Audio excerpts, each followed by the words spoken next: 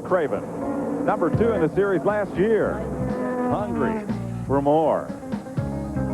Tom Peck, best chance for the Pennsylvanian to strut his stuff. He'll sit in the seat of the championship-winning car. Johnny Benson Jr., the ASA champion, is moving on up to Busch Series racing. Dale Earnhardt looks for a 2-week-in-a-row win and his 5th triumph at the Rock. Some of the cars and some of the stars you'll see today live on TNN.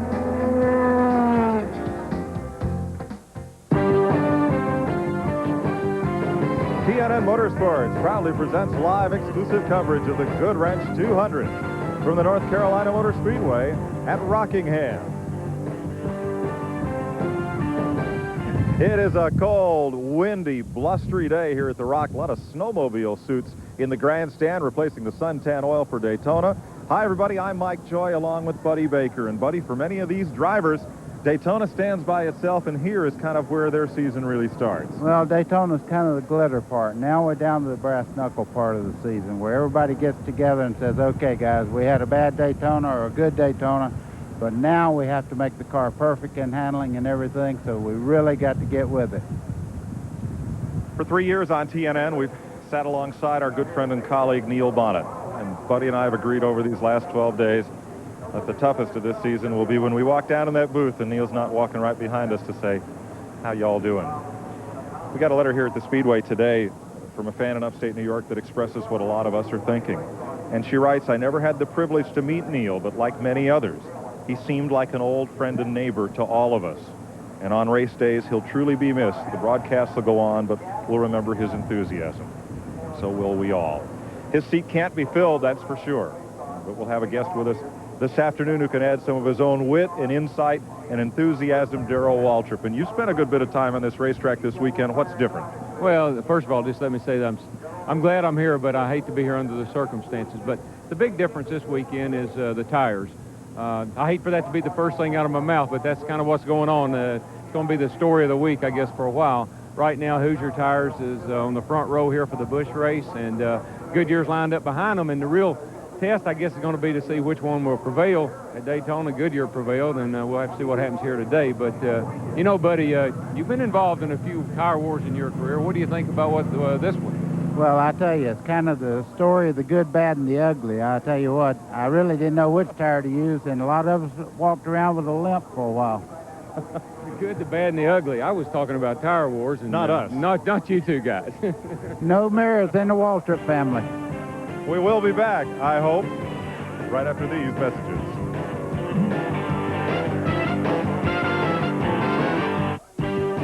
Today's exclusive TNN coverage of the Goodwrench 200 from Rockingham is being brought to you by Mr. Goodwrench, the GM expert at participating GM dealerships.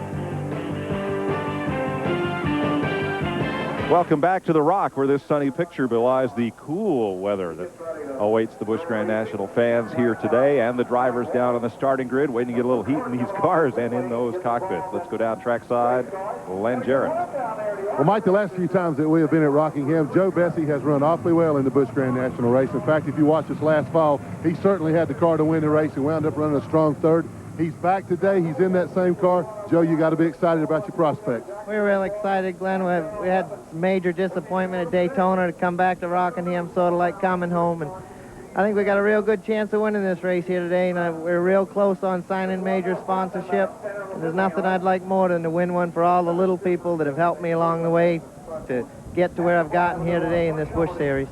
Well, he has a good setup for this track. He loves to drive here. It's awfully windy down here, but I got a feeling Joe Bessie might be the guy to blow him away today. Randy?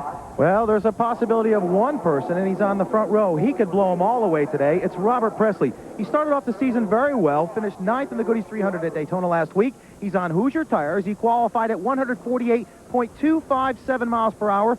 Keeping score at home, that's a tick under 25 seconds. We would talk to Robert, but the media wore him out after he won the pole position. Seems he came down with a little laryngitis. I also want to show you one other thing. No sponsor on the hood of this race car, so if anybody's got any loose change hanging around, they can get on it for Richmond, but not today. On the front row, over here in position 2, Shauna Robinson, also on Hoosier tires. Shauna, you've had a little trouble running up front in this series. I know you want to get some respect from America and also the drivers in the garage area. Maybe both of those goals could be accomplished today. Oh, yeah, that's what we're hoping for. The Polaroid car's running real good. You know, I think anything, I want to get the respect from the fans because they've been supporting me through the rough times in this series, and I'm sure there'll be more rough times, but we're going to start today on making some good times. Okay, good luck. Mike Joy? Thanks, Randy. Patty Moise at Road Atlanta and Shauna Robinson here, the only female drivers to sit on the front row of a Busch or Winston Cup race. Here's the Haviland update. It was the Battle of the Dales last week in Daytona for the first Busch race of the year, the Goodies 300. Starting 23rd, Dale Jarrett fought his way to the front, but couldn't pass this man, Dale Earnhardt, who kept his non-Winston Cup winning streak going. 5 Goodies 300s in a row and his 23rd win at Daytona. Took the lead from Terry Labonte on the last lap and took home close to $51,000. Earnhardt leads Jarrett, Chad Little, Labonte, and Ernie Irvin in the Busch Series points. Well, in the race for Rookie of the Year, put Randy Porter atop the board over Kirk Shelmerdine, Andy Hillenberg, Johnny Benson Jr., and Dennis Setzer. And you're looking at the front row for today's Goodwrench 200. Robert Presley and Shauna Robinson. We'll be back to take you through the entire starting grid and drop the green flag right after this.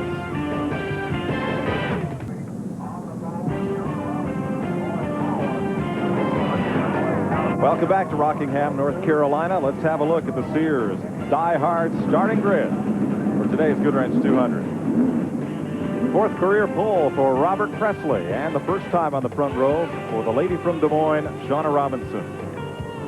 Front number 2, Kenny Wallace, who finished 8th last week at Daytona, and Mark Martin going for his 4th win in a row. Johnny Benson Jr., best super speedway start for the youngster from Michigan, and Roy Payne, his best start also, there in the 3rd row. Row number 4, Harry Gant, twice a winner here, and Terry Labonte, who led the white flag lap at Daytona, finished 4th. Mike Garvey, graduates from the All-Pro ranks, and Joe Bessie was 3rd here in October.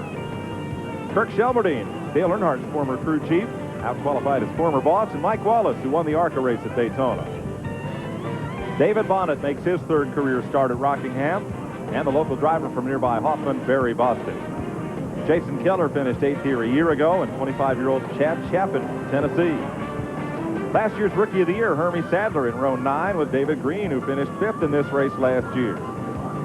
Chad Little ran a strong 3rd at Daytona, and Dave Resendiz, who has a pair of top 10 finishes here. Ronald Cooper makes his 2nd start here since '89, and Tracy Leslie looks for his 2nd Busch Series win. Randy LaJoie started 3 races here, has 2 top 10 finishes, and Tom Peck, who was 10th at Daytona. South Carolina short track ace Randy Porter in row 13 with 2-time USAC National Midget champ Stevie Reeves. Billy Standridge in the 14th row, along with Jim Bound in the Hubert Hensley car. Row number 15, Dale Jarrett, winner back here in '91, and Richard Lassiter makes his 7th Rockingham start. Dennis Setzer off the short tracks. He's from Conover, North Carolina, and Phil Parsons, who finished 2nd here in '89. Ricky Craven, runner-up in the points last year, and Bobby Donner makes his 10th Rockingham start.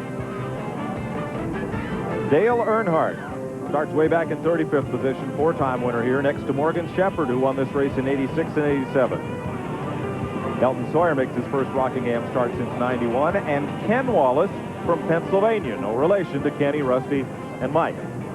Rodney Combs in the Richard Petty car, and Tommy Houston in his 360th consecutive career start. Mike McLaughlin, the former National Modified champion, and Tim Fedor, the sophomore from Michigan, are the provisional starters.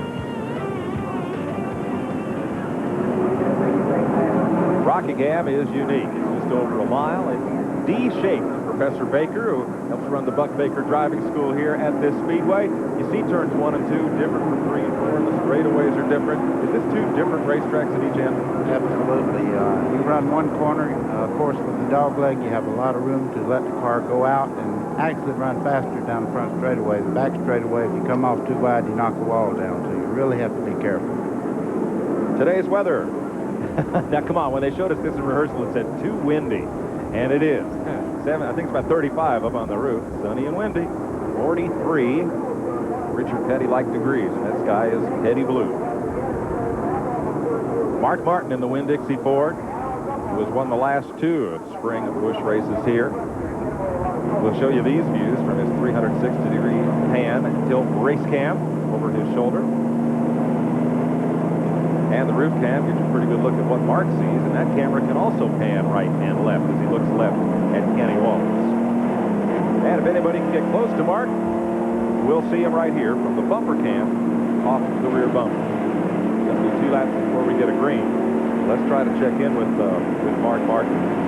Mark, this is TNN. Can you copy us here?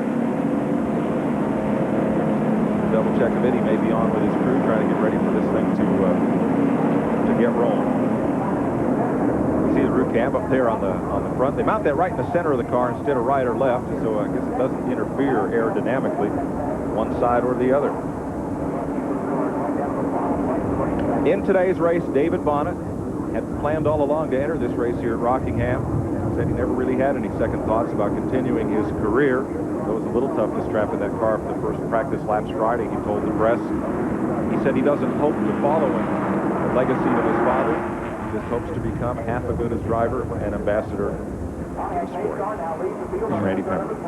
Well, as Darrell talked about earlier, this is definitely a tire war. We have Hoosier versus Goodyear right now. Here's the way it works out today. These cars are all allowed to take on 2 tires per position on the race cars. That is it. They're not allowed to switch from Hoosier to Goodyear during this event. Whatever you qualify on, that's what you're starting on. And we'll also keep track to see which tire fades earlier, because that could very well determine the winner of this race. Ricky Craven coming along, back up into position as we get ready to start here. 42 cars are in this field. 197 laps the distance. Sam Arn holds the race record here at Rockingham as the field is formed up for a start next time by behind the Pontiac Firebird safety car. Nice crowd on hand despite the cool weather. Yeah, it is. And, you know, I'm thinking about Shauna sitting there. This is the best starting spot she's ever had in her career. And I know she really wants to run well. I hope she gets off to a good start here. That's going to be real critical for her. Well, Darrell, she's real lucky. She has a gentleman behind her that'll watch out for her a little bit, Mark Martin. And I was looking at that roof cam a while ago. If things go the way they usually do, all you'll see is racetrack out the front of that thing. That's about the truth. That car's been super fast all the end of last year. Won here, and I'm sure he's going to have a good run today. We saw a couple of fellas at practice yesterday afternoon. Looked like they might challenge Mark Martin here at the Rock. Robert Presley, the black car on the pole. Shauna Robinson and Ed Faries, orange machine on the outside. Starter holding them down, and now green is displayed. We're underway.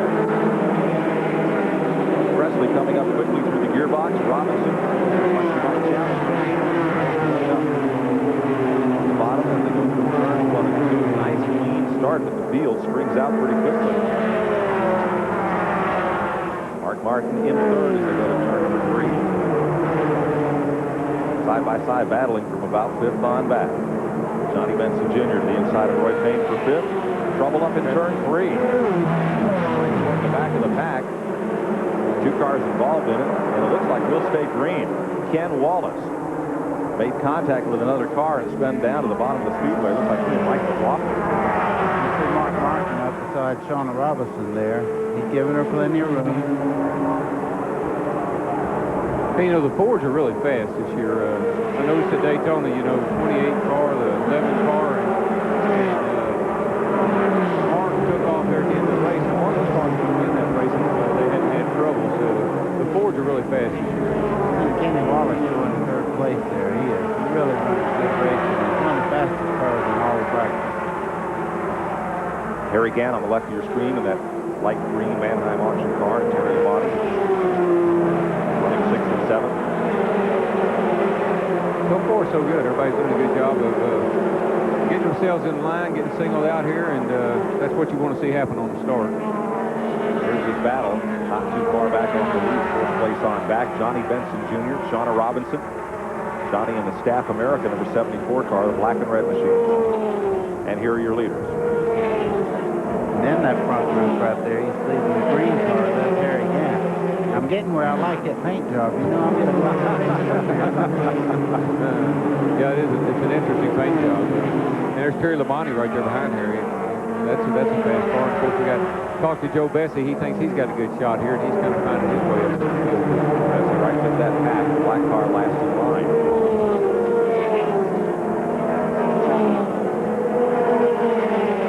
That's number 97. Roy Payne Lane just behind him in an unsponsored car.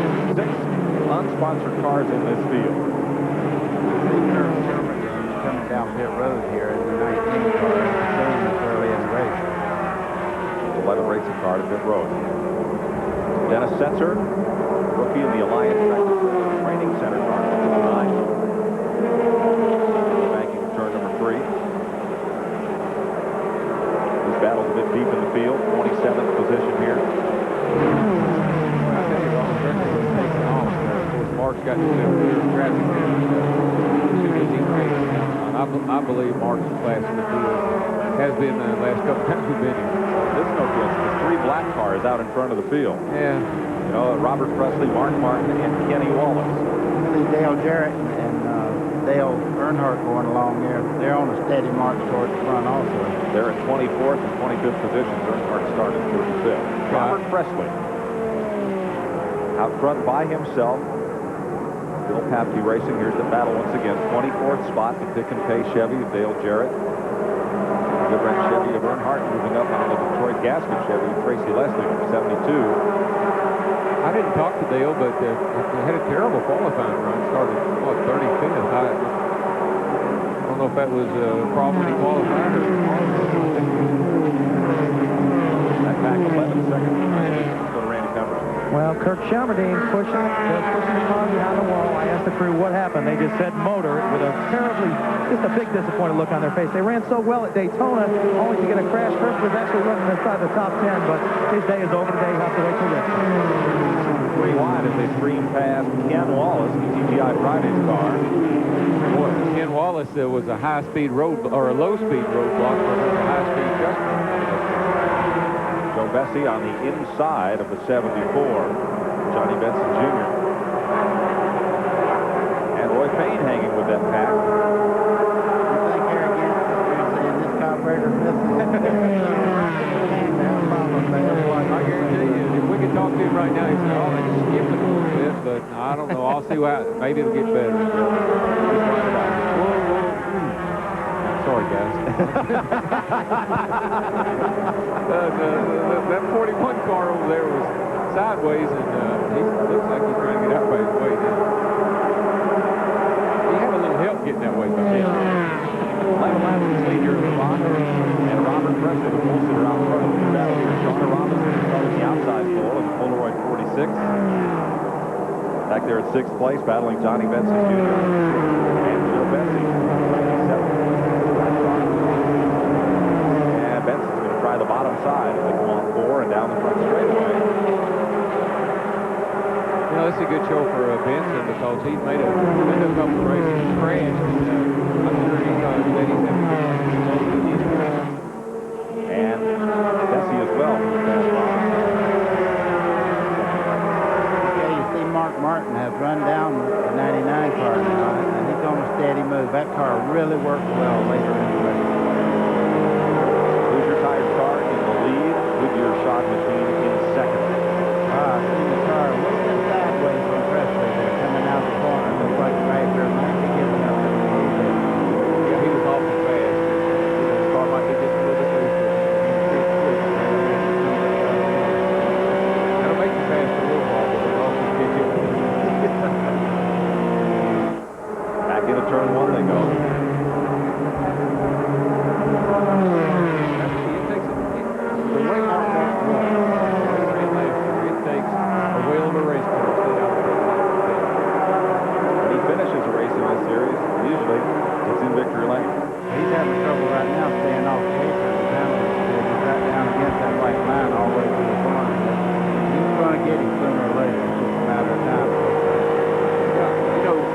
Better in 1 and 2, and Mark looks a lot better in 3 and 4. It's the difference in the setup, I guess.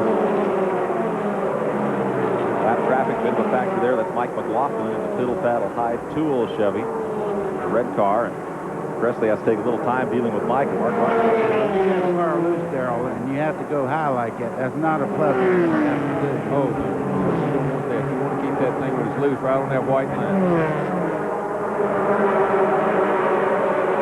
It keeps you really on the edge of the seat when the car is loose. Well, it'll go fast, but you just really got to stay on top of it so they get out there. They close in. He's actually trying to pass on the outside right now. See, Mark's car's a little tight, and so he can go up high on the outside and stay in the gas and go right on by him.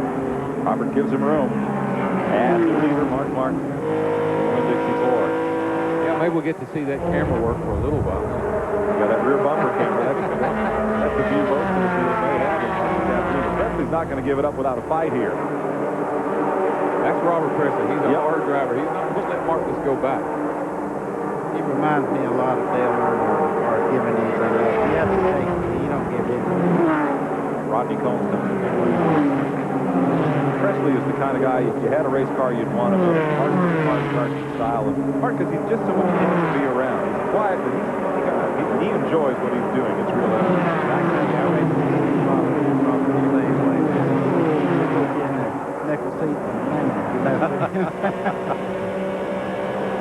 Let's go to Randy on pit road.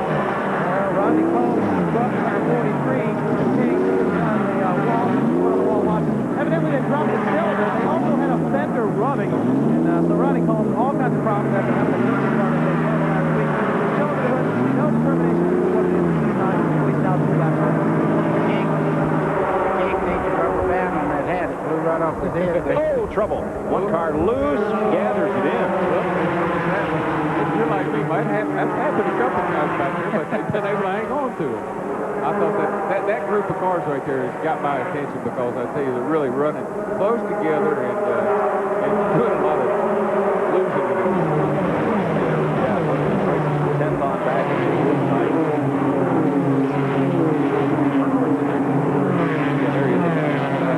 You guys are doing it that. It's like listening to the announcer there at Charlotte. I've been out of my chair twice. And y'all holler, "Whoop, whoop." Whoa, look at Earnhardt. Whoa. Ricky Craven got shot way up the racetrack on that one. Lost 3 spots as Earnhardt made a place for himself. Yeah, he did. It's a good thing Ricky Craven went high, is all I can tell. Yeah, because he was going to go high. There's Dale. He's past Tracy Leslie. So Earnhardt has now moved up to 20th position. He's found him a little running room up on the outside. These guys get all conscious about staying on the bottom of the racetrack, and they start slowing down to keep that car on the lower groove, and Earnhardt, he'll get up on the high side and come on by him. There's Randy LaJoy in the blue car, the Finalube car. The orange car is David Green and David Bonnet in that black number 12. And then this group, 23. Oh, here we go. Turn 1. Boom. Man, there's a bunch of cars in that. Boom. And Earnhardt's in it. David Bonnet just missed it. You rarely see Dale Earnhardt drive into a wreck, and you just did. He is one of the best in this business at missing them. Sometimes. You know, when you run that high line like that in that much traffic, though, if there is an accident, you're probably going to get into it because they're going to slide up the racetrack right in front of you, and that's what happened to him. It started well in front of him, but you can see the damage to the left front as Earnhardt couldn't get stopped and didn't have a place to change lanes. The bad part of that area in the race car there is where the oil cooler and everything else is at. Now this is laid into it. See the spinning car well up front. Earnhardt goes high. That's 27 spinning. Roy Payne. They call these racetracks that have a lot of banks self-cleaning, but they don't clean right away. And just like Darrell said, they go up first. Yep, they go up, hit the wall, and then come back down. Well, Dale Jarrett was involved. Now here's the front of it. Watch the white car way to the front. This is that group I've been talking about. That they've been running so close Roy together. Payne got a little sideways there. Yep. He's around in 44 car. Look at Randy LaJoy. You talk about close. Yep. Ooh. David Bonnet just got into the back of David Green, and there he goes. There goes David Green right into the left front of Roy Payne's car. Now, watch at the top. David Bonnet just misses this. I don't know how. See Morgan Shepherd right up against the wall up there. Yeah. Hermie Sadler, Tracy Leslie getting turned. Dave Rezendes is in it, and there's Earnhardt. Yeah. Just couldn't miss Roy Payne. And David Bonnet, I mean, they just went all around him, but they never hit him. And let's also point out, not only could Earnhardt not miss him, he couldn't see him with all that tire smoke either. We're under caution at The Rock. We will be right back.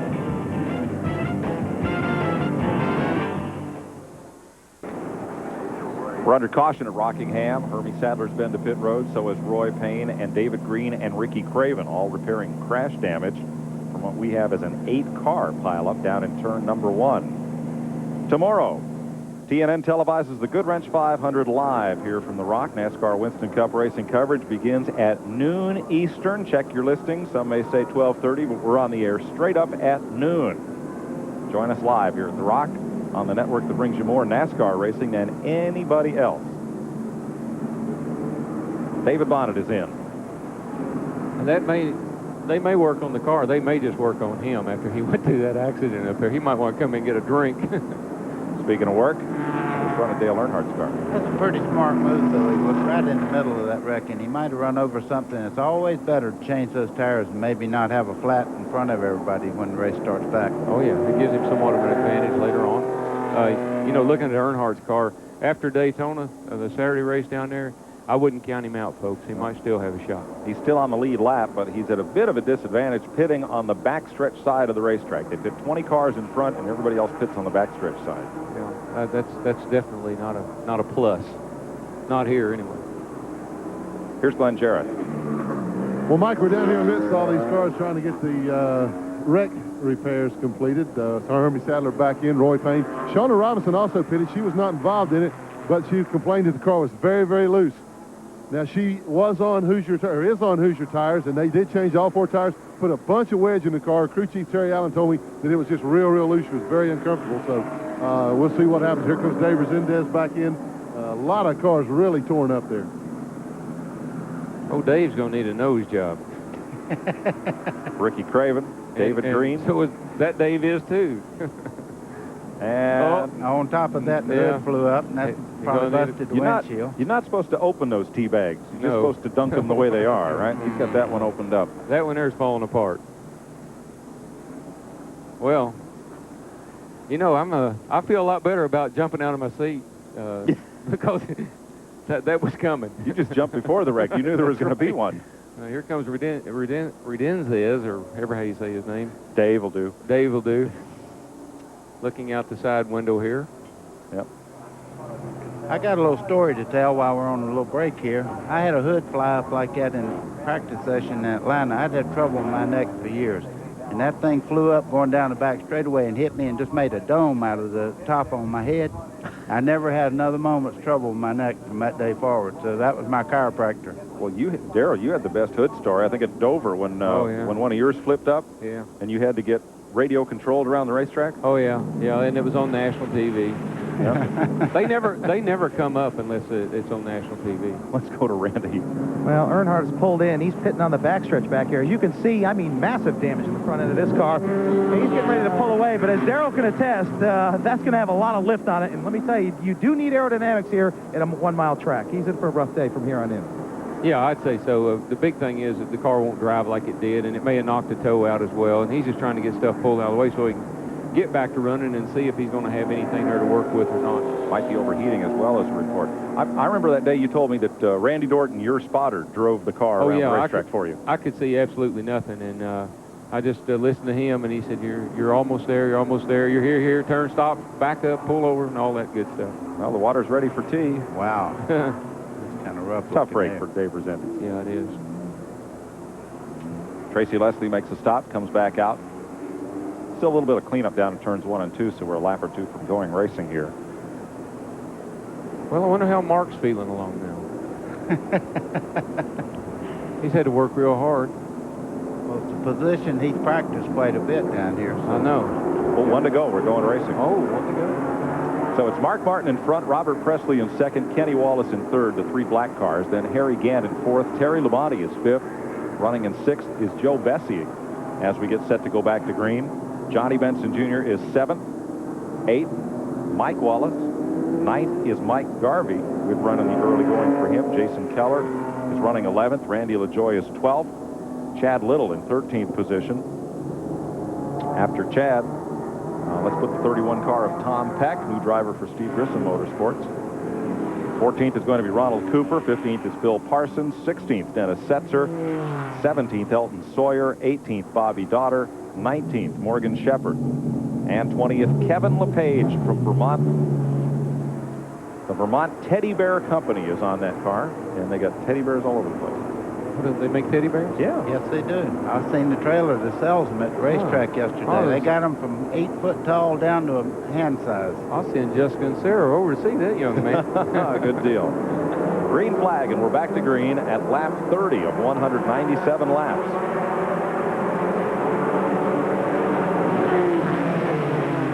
Mark Martin comes up the racetrack just a little bit, and there's a little muscle there as Kenny Wallace gets past the lap car, and Harry Gant comes right up on him in that green machine. From Mark Martin, this is the front of Robert Presley's car. Well, the front looks good. Working real nice. Bouncing up and down just a little bit as it comes through the turn. They're running real soft springs in the cars, and you see them jumping up and down when they hit these bumps. Yeah, the strategy here is, uh-oh, watch out, Harry. Third place battle just behind these leaders. Kenny Wallace has Harry Gant with him. I need my own camera, guys. I mean, you know. Harry just got by Kenny Wallace. Trouble in 3. One car shoots to the right, up and into the wall hard. That's the 35. Randy Porter, the short track driver, got turned by another car and made a sharp right to the fence. We don't like to analyze it before we know everything, but that was a hard lick he took. Almost head on into the outside wall. Yeah. The roll out of the throttle coming back to the flag. That's David Bonnet underneath Porter going into the corner. Porter is the white car, and they get together. Yeah. Okay, what happened there? 35 car did not see Dave Bonnet under him, and he come down, and they just hit just a little bit. But that part of the racetrack, there's little you can do once you're touched. Yeah, it's almost the 35 realized the 12 was under him. He realized he didn't want to cut into him and let him go. So we're under caution once again at 33 laps. We'll be right back.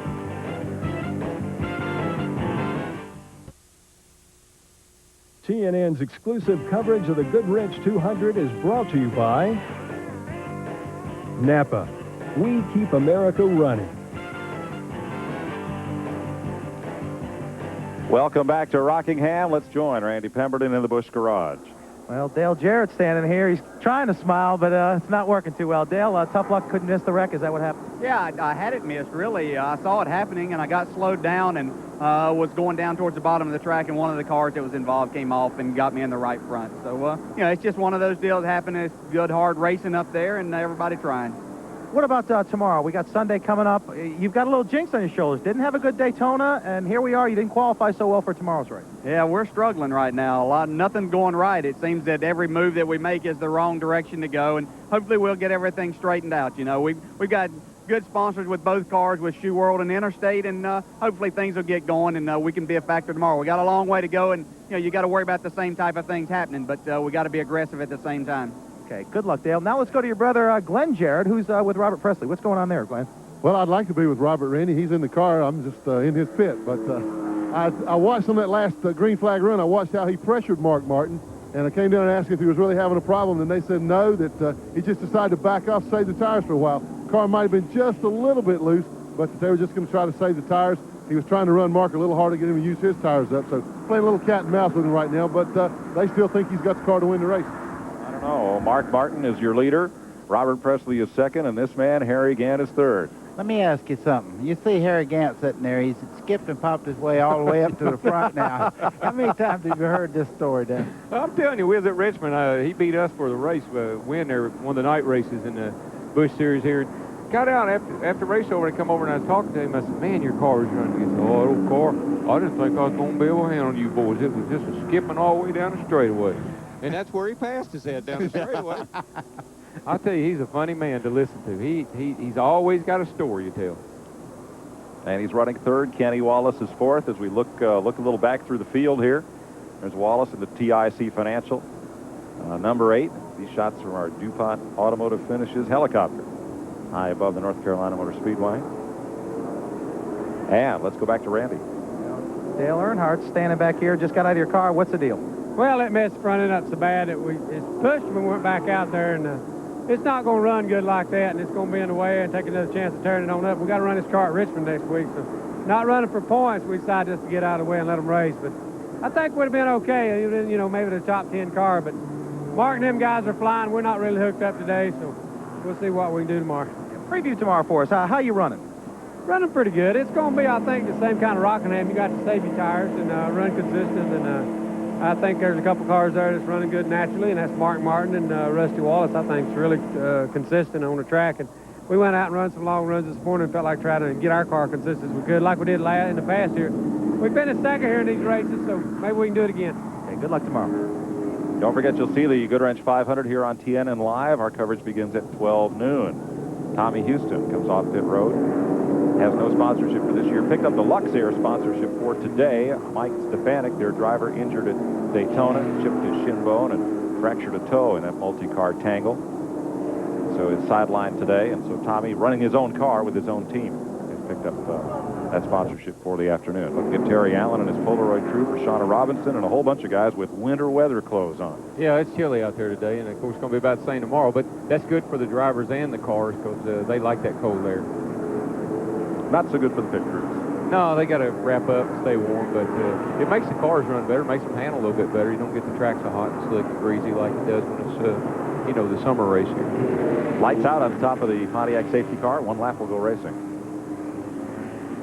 Okay, you see this tape on the nose of the 99 car, Robert Presley? I'm going to let Darrell tell you a little bit about that. What they do is they put tape on these cars because they run too cool. And they have to tape off a certain, well, I just about answered it for you. Yeah, well, go ahead. I mean, what are you going to let him tell us, buddy?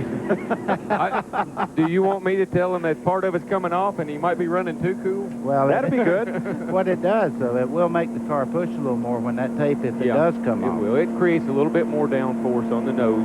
You do it for a number of reasons. To make the engine run ever what temperature you want it to. Also, it plants the nose just a little bit better. So he's losing that tape, and he could be losing maybe somewhat of some aerodynamic advantage he had.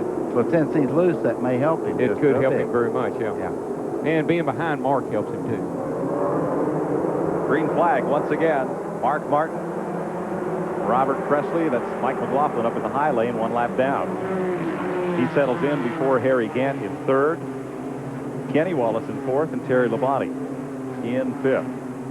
Joe Bessie, the sixth place car, Johnny Benson seventh, Mike Wallace is up there as well. In the eighth position. Good clean restart. They come around turn four. Well, Harry didn't get any breaks there. Mike McLaughlin tried to get out of the way, but it cost him a little bit of time there having to back off for him. Gant now with Terry Labonte up and underneath. That MW window star. Talk about a car that's run really well this year is Terry Labonte. I mean, he had a chance to win Daytona and certainly got a chance here today. He's running quite well. Yeah, he is. Both ends of Daytona, Saturday and Sunday. Labonte had a good shot. He's in good shape this year. And, I talked to him after the race. There he is in the white car number 14. And I said, well, you must really be tickled. He says, yeah. He says, people are going to think I learned how to drive again. I mean, having good equipment is so much a part of this equation. He's always been a good driver. Maybe he just hasn't quite been able to show it as much as he can this year. Well, sometimes if you can just focus on your driving. You don't have to focus on working on the car or worrying about anything else. You can be a lot better race car driver. And, in fact, you do drive better. So I think that's part of it. That's what I was going to say. When I was hooked up with the 28 car team years back, that was the one thing. I got smarter as I got faster. Yeah. You can just do a lot better job. You don't have your hands full with other things. You can just go out and drive the car. Randy LaJoie tries to make the move underneath Jason Keller. Nothing there. Let's get an update on Robert Presley's car from Glenn. Boy, race drivers are a little quirky these days, DW. Right before that restart, Harry Gant reported there was fluid coming from Robert Presley's car, so I ran over to ask the crew chief what's going on. He said, well, Robert's filled his water jug. They got a spare here. Next time he fits, they're going to have to put in a spare water jug for Robert. Said he couldn't make it on one jug. Oh, sure. I don't know. I found that. Here's Randy. Randy Porter has just walked out of the infield care center. Randy, first of all, I know you just told me you're okay. What happened out there? I was just racing hard after that restart. I don't even know who it was. Somebody was under me a little bit. We just got together going in the corner, and I got a little overcorrected, and it got up in the wall. It's okay, and I guess welcome to Busch Grand National Racing. You're on Hoosier tires. How were they? They were good. I lost about 6 or 8 spots in that last caution, just getting through it, slowing down and missing the wreck, and we were running pretty good, just holding our own and trying to finish this thing, pick up some more rookie points.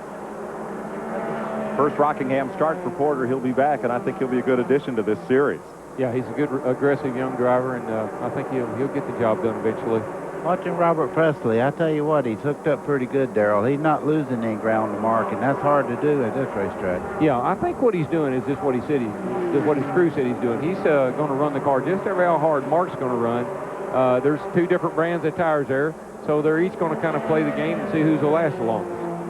There are your two leaders, Mark Martin, and now looking back at Robert Presley, it's Ford versus Chevrolet, and it's Goodyear versus Hoosier at the front of the field here. But I am somewhat disappointed that he's going to have to get another water jug. Now, we're talking about how rough and tough he is and how aggressive he is, but he can't make it on one jug of water. Well, he must be pretty sick. He has laryngitis, so that would have a little bit to do with it. Yeah, maybe he's got the flu. 8th place battle. Randy LaJoy trying to hold off Mike Wallace. And the 0 car right in there with him is Mike Garvey from Atlanta. Well, guys, I'm going to tell you, I got to quit watching the cars come off of turn 2. I can't watch. I'm going to stop watching them come off of that corner because I want to punch somebody about every other lap. There's weird things go on from up here when those cars come off turn 2. You know, buddy, you said that your first couple days in the broadcast booth. It sure looks a lot stranger up here than it looks when you're looking out that windshield. I tell you, and then you see something happen on the racetrack, and also trying to watch the same thing that everybody at home's watching. It takes a little bit of time to get used to. Yeah, it does. Here's your Napa Field standing update brought to you by Napa, because there are no unimportant parts. Here's where everybody was running at 48 laps just a moment ago. Talked about Randy LaJoy. He has really come up through the field in a hurry. He's running 8th. He started 23rd. You know, that's an incredible story, I think. Randy LaJoy, he kicked around Charlotte for the last 2 or 3 years.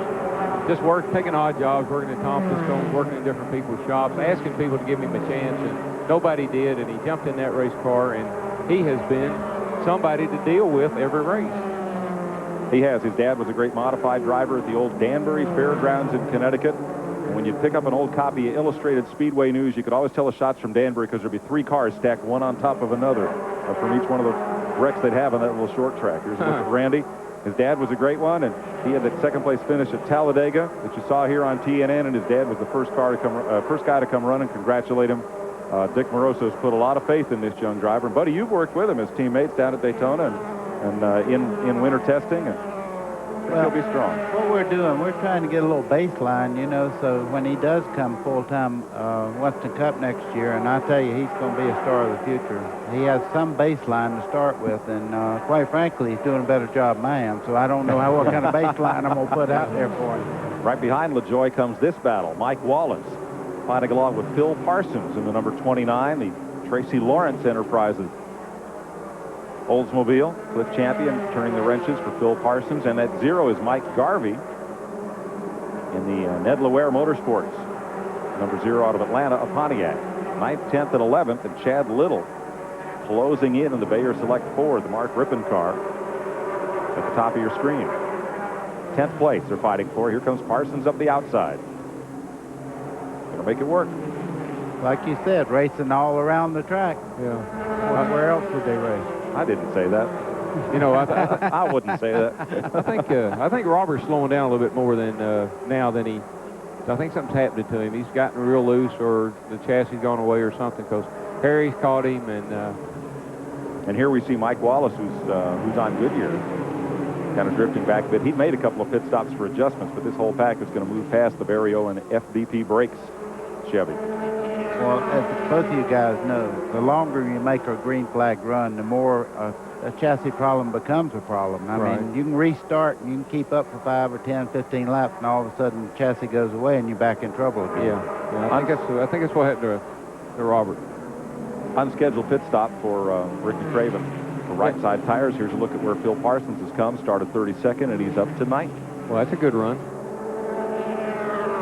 You know, the 2 car just hadn't been up to speed all day. He started way back, and he had trouble. He's had trouble all day. Just hadn't been able to get it going today. Let's go up to 2nd place. Boy, there's no rest for the weary there. You see Harry Gant coming up on the back of Robert Presley, and right behind him is Kenny Wallace, and this thing is really tightening up now. Now, talk about proteges. Robert Presley, it's all been announced, will replace Harry Gant next year in the Skoal car of Leo Jackson on the Winston Cup circuit. Yeah. So obviously Robert will just get out of the way, right? yeah. You know, Kenny Wallace is on a mission, too. He didn't have a great year in Winston Cup last year, and he's going to show people that he can drive a race car, and we all know it, but he's showcasing his abilities right now. Yeah. No, I'm glad to see him doing well in that car. That car is from Nashville, and those are a bunch of good guys, and I'm glad to see Kenny get it going good. Now, that black number 8 car in the bottom lane was the Baby Ruth car last year with Jeff Burton aboard. Burton went to Winston Cup. Phil Martossi thought they would go to Winston Cup racing together. So he picked up Kenny Wallace and said, let's have a good season here and let's go Winston Cup in '95. That's their plan. Well, it's a good team, and they have won races. Bobby Hamilton started with that team, and of course Bobby replaced Kenny in Felix's car. So small world. You see Rodney Combs back in there. Yeah, he's back out on the speedway after an unscheduled stop earlier. 60 laps are complete. Mark Martin leading by 1.8 seconds. We'll be back. They're attending to Shauna Robinson's car. Something let go as she went into turn number 1. There she's walking around the car, and she is okay. There you see skid marks up to the wall in turn number 1. And pit stops will be the order of the day for most of the drivers on the lead lap. Here's Randy. Heck of a run going for Randy LaJoie, folks. He started 23rd, and now he's all the way up to 6th. They're going to change 4 tires on the Dick Moroso machine. If you remember last week at Daytona, had an excellent run, blew an engine. Pretty quick pit stop so far. A little trouble in the rear. Randy's down the way. Most of the leaders are on pit road. Remember, some will pit on the backstretch from the roof cam. There's Mark Martin's crew finishing up. And Kenny Wallace kind of blocking the exit there. As they pull away, Randy LaJoie gets past them as they go down pit lane. Puts up a couple of spots. We're at lap 65. Robert Presley had made a green flag stop, 4 tires, and was putting 2 on just as the caution flag came out, so he scooted out. And here's a look at the backstretch pits as Richard Lasker pulls in. Dennis Setzer is there. Chad Little, quite a group of cars. You know, normally they do 2 tires per caution, but everybody's changing 4 today. They must have made some sort of an adjustment on the tire rule change today. I think we were told they were allowed 2 tires per position for the race and a choice of when to put them on. Okay. Let's go to Glenn Jarrett. He can update us. Well, guys, when Presley pitted, it was right before Shauna had her accident, so he was pitting under green. He was going to change all 4 tires. They only changed the right sides. He's back in now changing left sides, but he did go a lap down. I'm going to look at the tires here and give you a report to see how worn they are. Mark Martin came in and changed 4 tires, as did Kenny Wallace and Johnny Benson Jr. So I'm like you, Darrell. I'm going to find out if they change that tire rule. We'll find out that in just a moment, let you know. Also, the condition of Robert Presley's tires. There's a look at Presley's car. Yeah, I think in their panic, I think he's glad he got to come back in because when that caution came out, I think they must have left the pit with some lug nuts loose because they're coming around to the right side and tighten them all up. So that's probably a blessing in disguise for Robert. So Presley gets back into it. Here's what happened to Shauna Robinson. Howie. Ooh. Man. Ooh. Did you see the right front wheel on that car wobbling? When you hit it hard enough to break that ball joint like that, you have hit a ton. Yeah, well, you know, you're doing 60 miles an hour, 70 miles an hour head down in that first turn. That's like they say, hit the wall very easy. There is no such thing as that. Just brushed it. So we're under caution for the 3rd time today at Rockingham. Here's the leaderboard. We'll be right back.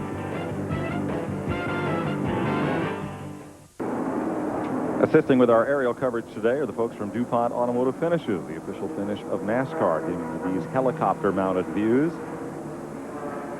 of Rockingham. Wow. Well, I didn't think it was T-shirt weather, but then again, I don't know. You never know about this kind of the race fans. You never know about that. Now that looks a little more like it. Wrapped up in a towel. Well, he may be cold there, but he's having a good time. We're under caution at lap 68. Might get one to go this time if cleanup is complete out there on the back straightaway. And they will. Harry Gant, the leader after pit stops. Terry Labonte in 2nd. That's Randy LaJoie, the blue car, in 3rd. Kenny Wallace is 4th. Mark Martin is 5th. Johnny Benson, Hermie Sadler, Tom Peck, Chad Little, and in the 10th spot, Ronald Cooper In number 56, Bill Parsons is 11th. Running 12th is Mike Wallace. Daryl. Yeah. How are you doing, man? We heard you've been sick all week. Well, I was in the got home from Daytona, went straight to the hospital, stayed in there 3.5 days. I got out Thursday at noon, and I'm doing okay now. I'm just weak from all the antibiotics. I had a kidney infection, and I think I'm going to be okay. I hope I am anyway. Let's check with Randy Pemberton. If I can make it through Shauna this Robbins deal. has walked out of the infield care center. Shauna, I know you're disappointed, but are you okay? Yeah, I'm okay. It's just, it's just frustrating that I just made it a short day and was just being a little too aggressive getting back through the field. And he moved up a little bit on me, but, I probably should have just been a little more patient. Made it a long day. Nothing broke? No, nothing's broke except my heart. We'll be at Richmond in full force, so the Polaroid car will definitely be up front. Shauna Robinson, okay. Yeah, I tell you, I know how she feels. She wants to do good, and it's just really frustrating when you have a bad day. Lapped cars line up on the outside as we go back to green. And the green car taking the green flag is here again. Terry Labonte's that white car in the bottom groove. In second, Randy LaJoy, the blue number 20 in third. They peel off from the pack and kind of leave everybody else back away. Is that Presley they're going around? Yes, up on the high side. Yeah. One lap down, Robert Presley will drop to the leaders. There he drops in line, and fourth in line, a lap down. What he probably did, he knows he's a lap down, and rather than get in there and cause problems for the front leaders, he probably just let them go by. Yeah, he probably did. Maybe it takes a lap or two for him to get going. I don't know. But, the big loser in that pit stop deal was Mark Martin. He came in leading, and he's fifth. Where is he now? Fifth place behind Kenny Wallace. Big knot of traffic here. Mike Wallace, these cars stacked up a bit coming out of turn number 2. And they'll get 3 wide. Mike Garvey, the 0 car, comes to pit road. Something broke on his machine. Yeah, I saw a big puff of smoke come out of it up in 3 and 4, so I think he broke the motor. Back straightaway. Tracy Leslie in 72. Hermie Sadler alongside. And up front, the battle is enjoined for the lead, and it's a good one. Well, we got us a race now, folks. Turn 1, there they are. Randy LaJoy underneath Harry Gant. Well, I tell you, he's opportunist. You see him just move right up under him. The minute the 7 car went a little bit high, here come Randy. Yeah. And Terry Labonte to the lead. What impressed me about LaJoy at Daytona, there were 8 cars in much of that lead draft in the Goodies 300 and only 1 Busch regular among all those Winston Cuppers. Randy LaJoy with Dyson positions with him and went from 7th to the front, was leading when the car broke. Let me tell you, when you work like he has to get where he's at, it's trying to take a bone away from a bulldog. He don't want to give up anything. He's going to try his heart out. To turn 3, there's the separation. Well, he is in hot pursuit right now, young man. I can tell you that. There he goes. I guarantee you, he don't waste much time. No, that's a fast car, and he is an aggressive driver. And I hope he takes his time here and gets to the front. Let's go to his pit. Here's Glenn. Well, right here is one of the men that's responsible for Randy's good run. Bob, that car looks awfully strong. We've been doing a good job. We've been, good and consistent here from the start. Started toward the back this morning, but see if we can make up for it this afternoon. See if we can hang in there. You also made up some time. You had a great pit stop. The guys have been good right along, and it's hard, when you don't run in the front, it don't show up sometimes. But they've been most of the guys have worked for me for 4 or 5 years, and some of them have, but it's a real strong pit team. It really is. Well, Bob Johnson and Randy LaJoy have been friends and partners for a long time in racing, and they're back together now, and they're on their way to the front. Bob Johnson used to be the crew chief on a car that Randy's father drove up at Stafford Motor Speedway in the 1970s. Report on the 0, Mike Garvey, broken brake calipers put him behind the wall. Daryl, you don't have to wonder where Mark Martin's at now. He's moving up as Randy LaJoy. He's putting a bumper to whoop. Oh, Labonte. And Labonte right back to him. How do they save it? I don't know. I saw him do that at Darlington, down there coming off turn 4 at Darlington. He did that a couple of times and saved the car. And I don't know. I can't explain things like it. I tell you what, that was 2 good race car drivers that made the best of a bad situation there. That's just an ability I never had right there. It's fun to watch, though, I got to tell you. You're riding with Mark Martin. Now that's 99 Presley right in front of him, getting a little loose. Let's see this again. Oh, this is just... It's just a little casual contact right there. Yep. Now Terry comes back in. Right there, he could have turned him around if he had been really mad, but he didn't do her. Well, no, he couldn't right then, because right then he was just saying, "Oh, I'm glad I didn't crash." Yeah. Now he's telling his crew he wishes he had turned him around. If I'd have known he was going to do that, but he's just glad he didn't crash. Ricky Craven went back to pit road another time. Tough break for the main driver. He is now 3 laps down. Did they get Robert's water bottle in there on that caution? Yeah. Well, he seems like he's running a little bit better. Johnny Benson Jr. in the Staff America car up on the outside of Phil Parsons. In number 29, Tracy Lawrence, the country singer, sponsoring Phil Parsons' ride. Hermie Sadler, the Virginia's for Lovers Chevy's in there, number 25. Mike Wallace in the number 9. See the difference between Randy LaJoie and Terry Labonte. Randy LaJoie, he took the lead. He just kept on going. He never checked up. Terry Labonte had to back off a little bit and get his breath and say, man, that could have hurt you. Let me say something, though, in respect to both of them. Neither one of these guys would do that on purpose. Oh, no, you can touch somebody, and then all this other stuff is an aftermath of what happened. Oh, yeah. And that's important for folks at home to realize. You don't just drive up into somebody like that. No. The cars are on the edge of control to start with. Oh, no, that's just hard racing, and it's just hard racing, and both guys did a great job of driving through it. Good battle here. 6.5 seconds behind the leader, Hermie Sadler, trying to take the measure of Johnny Benson Jr. and Mike Wallace. Comes right through the open door on the bottom of the racetrack. They're back in turn 2, that group that we're following, 83 laps completed. Yeah, Presley's all over the back of LaJoie now. Like he's trying to get his lap back. Yeah, he wants that lap back. I thought something might have happened to Randy the way Robert caught him, because he come off the 2 over there, and man, Robert just drove all over him. Back to that battle we've been watching as Hermie Sadler is going to scoot away a bit from that group of cars now that he's taken 7th place. You know, there's a young man that's just done a whale of a job. Hermie Sadler jumped in that race car last year, and he's just done a great job. He was a surprise pick for that seat in the Don Beverly car, but won a race, won Rookie of the Year. Well, Mike, as you well know, I had dinner with these guys last night, with Mom and Dad and with Hermie, and I tell you what nice people. Oh, they are. He's a super young man, businessman, and pretty sharp. Anytime you can get the state to give you money, I mean, I think you're doing you got to know something. I've not figured out how to do that. Here comes your Napa Field Standing Update, brought to you by Napa, because there are no unimportant parts. As we're up front with race leader Randy LaJoie, and trying to get a lap back is the 99 car of Robert Presley. That's all that separates LaJoie from Mark Martin. 3rd in your picture, 2nd in this race. Yeah, I think what the deal is Mark Scarge is just quicker and quicker the longer it runs, and these other boys kind of slow down a little bit. A Mark's eye view of the 2 cars ahead. Mark's having a pretty hard time getting by Presley. He's been up there 3 or 4 times down the front straightaway on the inside, and Presley just kind of checkmates him every time he gets up there. Of course, if Mark gets past, there goes Presley's chance to get his lap back. Yeah, I think he'd rather deal with Randy LaJoie than he had Mark Martin, so he's trying to stay right where he is. Presley made a green flag pit stop for tires. The caution flag came out. He scooted back on the track, but still was caught 1 lap down.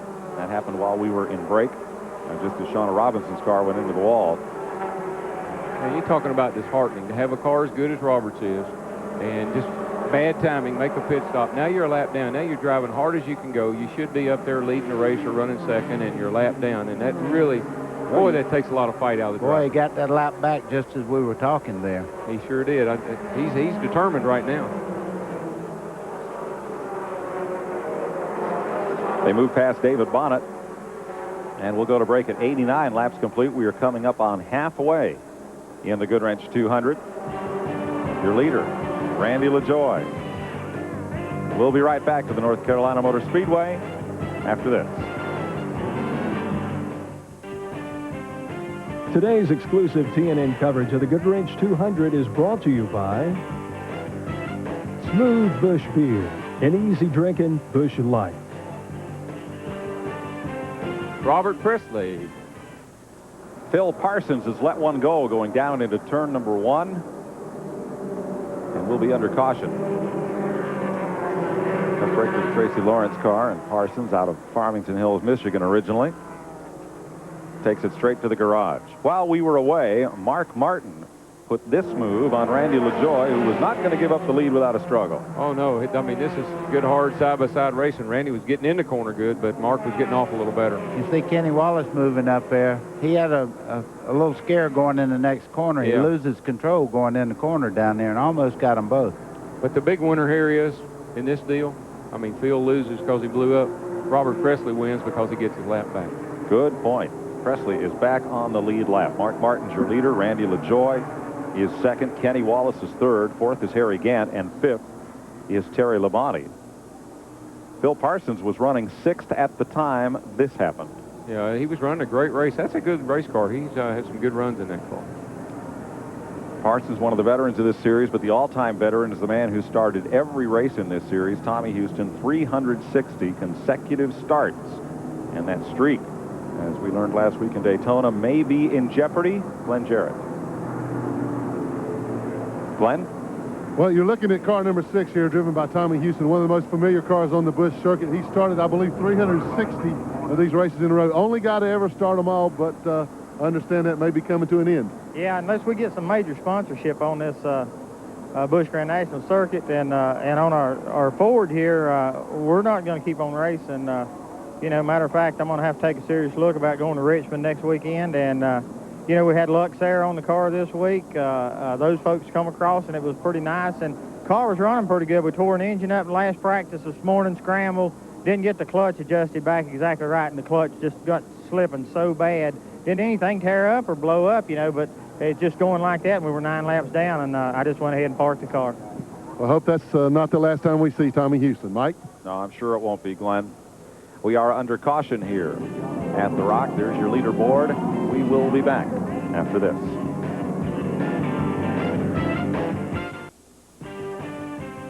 TNN's exclusive coverage of the Goodwrench 200 is brought to you by Split Fire, the patented performance spark plug. It only costs more until you use it.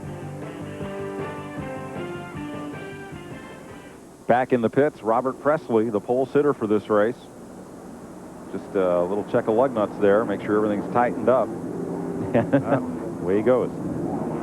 It looked like that guy on the left rear got all done with what he's supposed to be doing there. Not sure what that was all about. They had a, 4-tire change. Okay, Mark Martin, Randy LaJoie, Harry Gant. What are we going to see on this restart? Well, I know a couple of things. Mark's going to run well, but the 20 cars cool the tires off. Yeah, and also his sheet metal's cooled down a little bit. So he ought to be able to go pretty good now.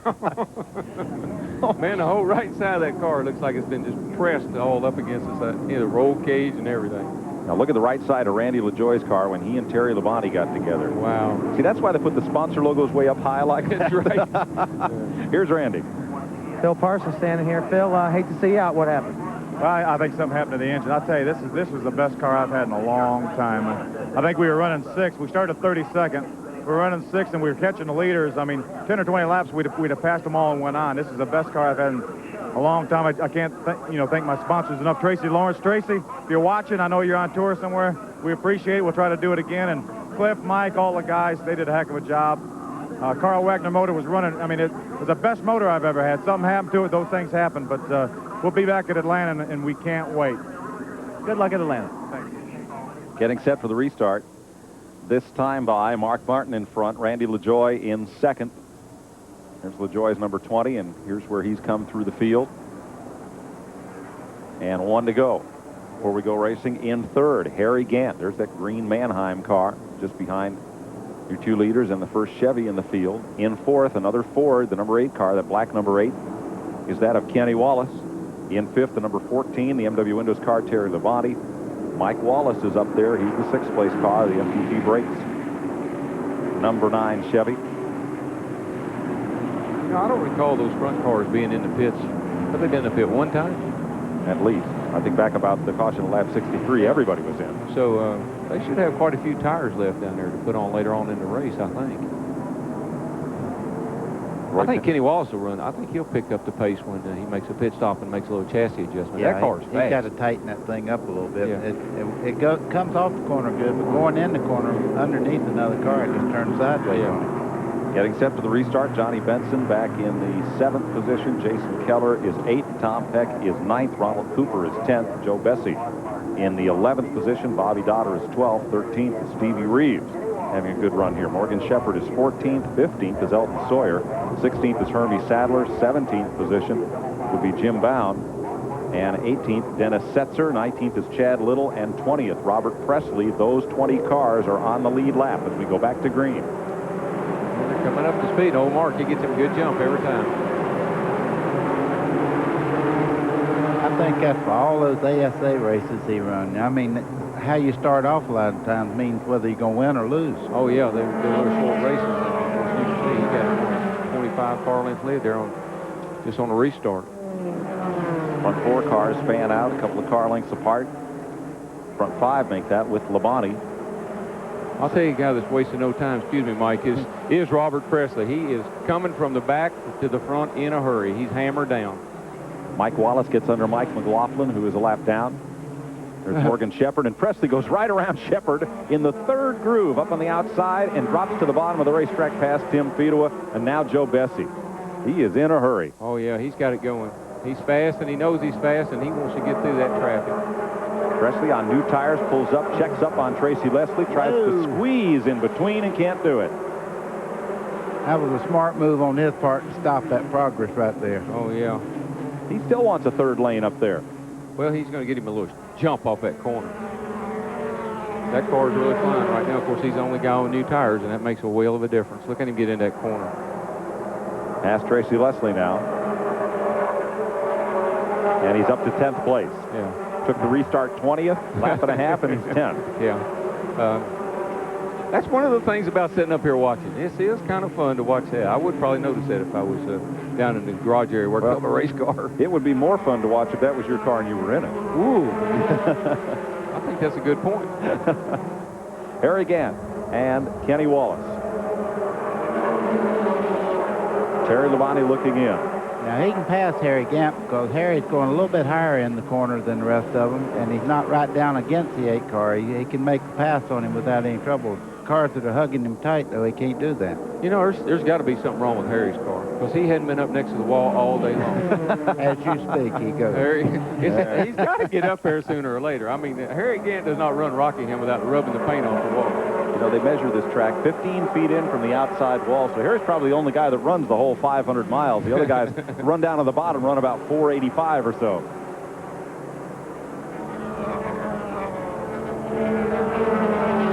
I'm getting like that paint job, too. I'm going to adjust my set. Yeah, I'm worried I feel about a that little color. strange about myself when I start liking things like that. And look right behind him. Here's Johnny Benson underneath Mike Wallace. 6th place here. Now, Johnny Benson is driving like the Johnny Benson that runs on the ASA circuit. He won a lot of races in the championship over there last year, and he's been in that car a couple of times and others, and this is the first time I've really seen him really use his talent. Mike Wallace having a good run, and 57, the white car in that pack, is Jason Keller out of Greenville, 23-year-old, a rookie last year. This is the best I've seen him run in the Busch Series. Yeah. Robert Presley's up to 9th, by the way. He's going to come right into this picture there.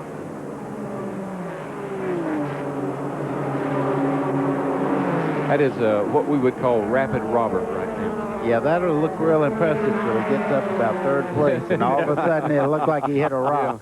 Yeah. Moving up on Jason Keller. 99 Presley started on the pole. He and Bill Papke will run the season together with this car. They are looking for a sponsor, and that's an up-front team. You know, Darrell, though, you hit on something real important. He's on brand new tires, and most of these cars are on tires that have almost 100 laps on them. So most of the guys are going away quite a bit, and he's going to look like Superman till he gets those tires hot. Yeah, but you know, the other thing, buddy, is I noticed since they've been in and out of the pits, changing tires, I have not seen them make a chassis adjustment. They haven't put any bite in the car to really tighten it up. So if he had a loose condition like they were reporting earlier, it's not bothering him. They mainly just change tires. I've never seen anybody run Hickory a bunch that's worried about how the car handles that much. Yeah, you got to be loose there. 7th place now for Presley. Doesn't hurt as the car is, too. He's up to 7th, and he is 4.5 seconds behind the race leader. Now moves up on Johnny Benson.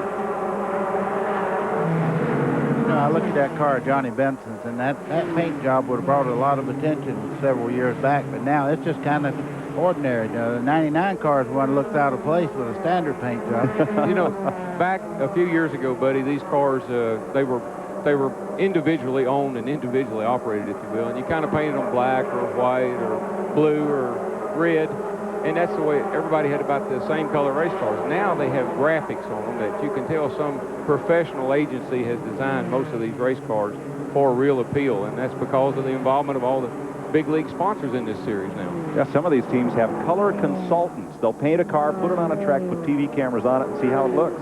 Yeah, and if you don't think, if you can see all those big haulers over there where the Busch cars are parked, they're exactly like Winston Cup haulers. So this series has really stepped it up from a professional level. And next year, they're going to look a lot more like Winston Cup cars because some of these machines will have V8 power plants, 9-to-1 V8s. That's going to be a real plus. A lot of things are going to happen because of that. If the cars ever get back like they were a few years ago, where the Winston Cup cars and the Busch cars are similar, that gives the Winston Cup car owners a place to sell cars, sell engines, and it also makes the market a little more flexible for these guys because there's a lot of those parts around. So 9-to-1 V8s and V6s will run together in 1995, and at the end of the 95 season, this series will go back to V8s only. Yeah, I like that decision. I think it's the right thing to do. Here's a look at Kenny Wallace. He's the third-place car behind Mark Martin and Randy LaJoie. We asked Kenny what he learned from the tough season in Winston Cup last year. Well, my Winston Cup year last year, it made me tougher, made me have, I guess, more championship character, you know, and nobody knows when it's really bad until it gets bad, and when it gets bad, that's when you got to dig down a little bit deeper and pull it out.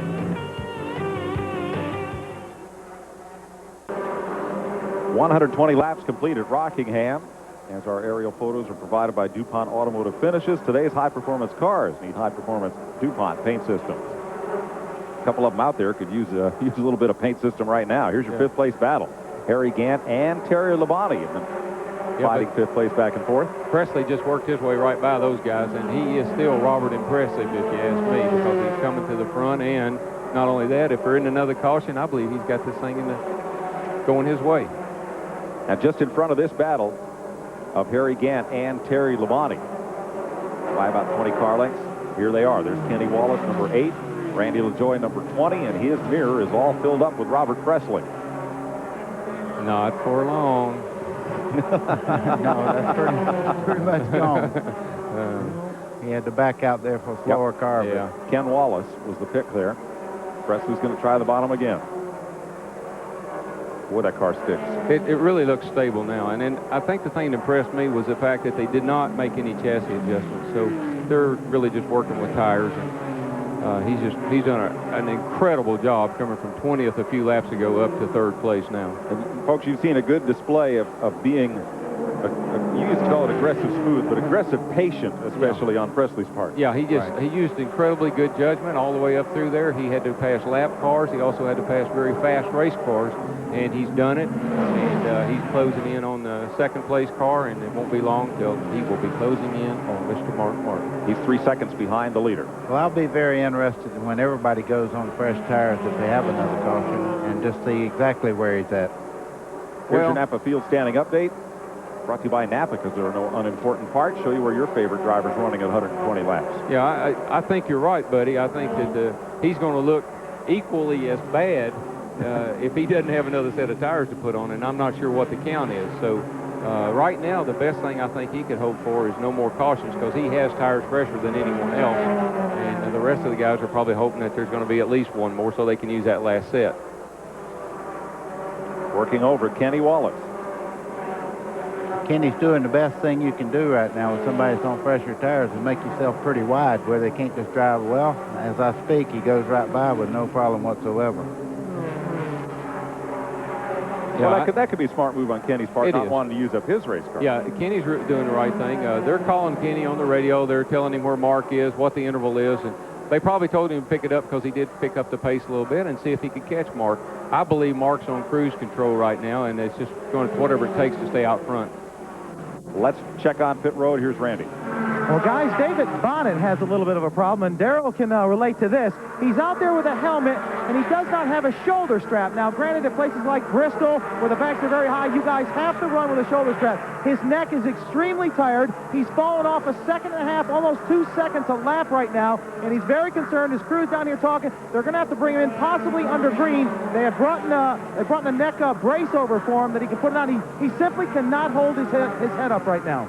Well, to tell you the truth, this is part of the tire war. These cars are sticking so much better than they did maybe here last fall or last year that it's going to put more stress and strain on the driver, and that's what's happened to David. He's probably going to have to come in and do something because he's all over the racetrack at the moment. And I tell you what it does. It makes your head fall over, and that changes your vision on the racetrack. Yeah. So it really messes you up pretty bad. Yeah, just your own tilts, actually, right. What it amounts to. Now, it's not the shoulder harness, folks. We're talking about a strap that hooks to the helmet and goes underneath your left armpit and back up to the helmet so your neck doesn't fall over on your right shoulder from the G-forces. Right. Well, I use the Butler seat, and I use a seat that's got a headrest on it. And I'd have a body cast if I could use it in some places. You're right, buddy. Yeah, Brian Butler now builds a headrest that goes to the side of your head. Not right. just the one in back that you have to have, but one on the side as well. Yeah.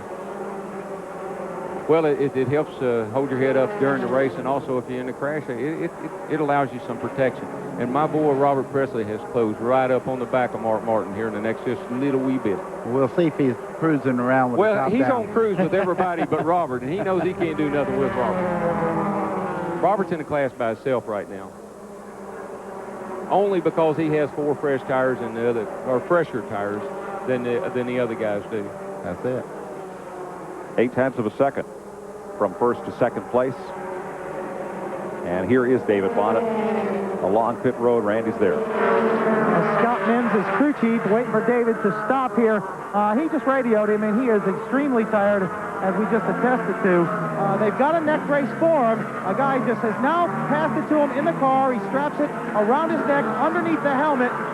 They're going to go ahead and change right side tires while they're in. Of course, David Bonnet has not been in too many Grand National races, and certainly not many here at the Rock. This may be number 2 for him, if not number 1. They're going to go ahead and maybe change all 4 now.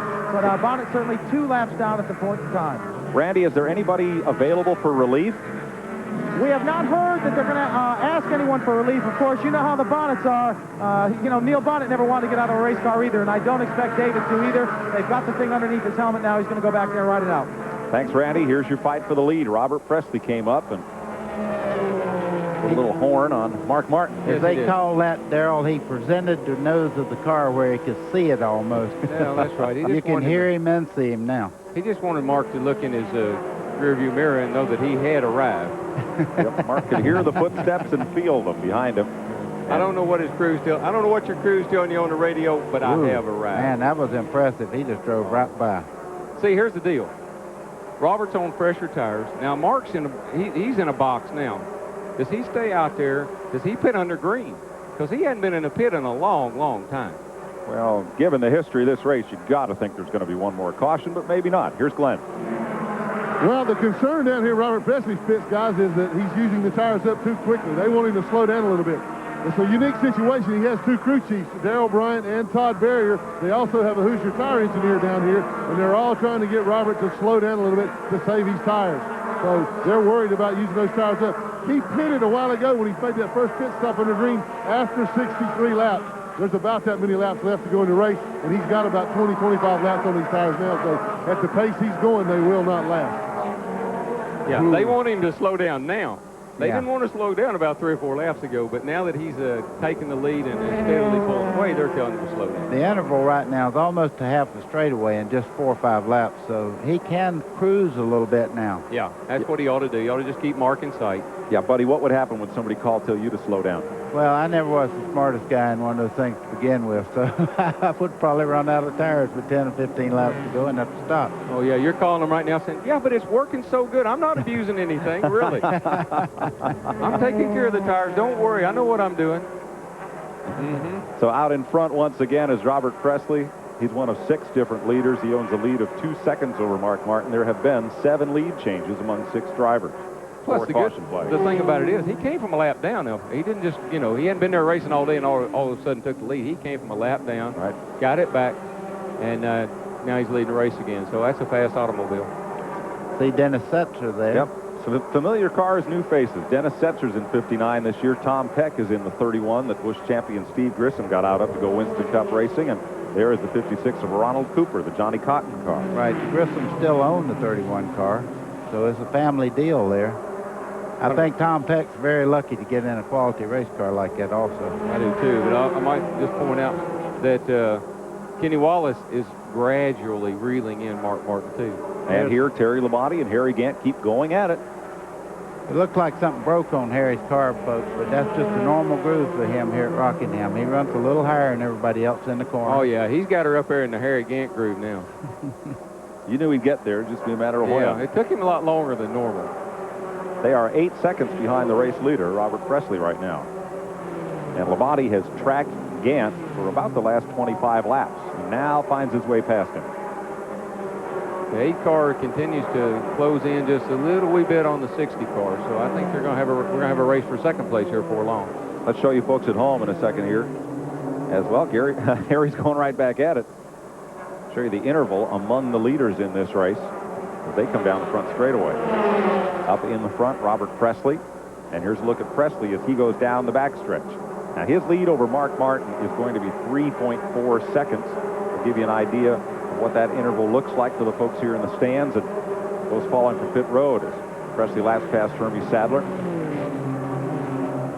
I've been in situations like that where the crew says, okay, slow down, man. You start slowing down and actually get faster. So yeah, the car gets a little better bite getting in the corner and all and gets faster, and the crew's getting madder at you the whole time. All right, there's your race leader. There is Presley as he goes off into turn 3. Now as he comes out of 4. 21 car, there's Morgan Shepherd. He got in that first little accident. There goes Presley. Here's Mark Martin and Kenny Wallace, the second and third place cars. So it's just about the distance of a corner around the racetrack. Now behind him, here's the battle for fourth. Terry Labonte's on fire now. He has caught up to Randy LaJoie and gone past him. And there's High Groove Harry right behind LaJoie. Yeah. Well, some of these guys' tires are just giving out and wearing out, and the other guy's got a little bit left, and whoever's got the most tire left is the guy's going to go forward. The reason we talk about tires here, I know people get tired of hearing us talk about tires, but that's where, I mean, the rubber meets the road is what makes these things go around the racetrack, and so setup has an effect on the tires. Weather has an effect on the tires. It's probably a little warmer than it was when the race started. Track conditions, oil the track down, rubber buildup on the track. Things change and make the tires change. I was watching the 34 car of Mike McLaughlin, and he's smoking quite a bit in the corners. I don't know what might be happening there, but I know the smoke coming out of the back. Third, fourth, and fifth place for fourth, fifth, and sixth place battle. Pulling up now on Jim Bound in the Hubert Hensley car. New colors for the number 63 team this year, Lux Beans on that car. Now here's a look at Mike McLaughlin. See the smoke right as he exited off number 2 corner there. There's a little bit of smoke out of the back. That could be anything from overflow to, well, don't much see it going in. No. Here lapping Morgan Shepherd and Ken Wallace is the 99 of Robert Presley. Yeah, I sure am glad he slowed down, because, gosh, if he had to slow down, no telling where he'd be right now. He's driving through these guys just left and right.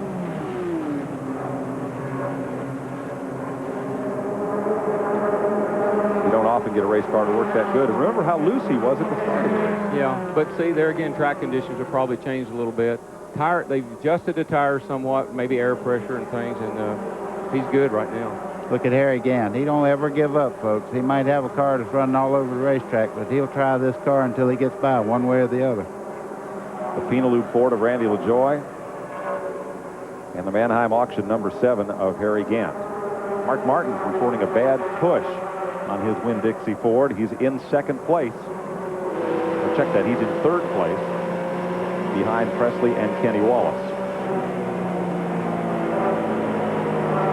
Boy, if it's pushing, it's not bad because he's staying right in the bottom of the racetrack. I imagine the sight of that 99 going away is making that thing feel like it's doing a lot more bad than it is. Yeah, and as good as that car is, and as good as it always is, if it goes away just a little bit, I bet it feels terrible.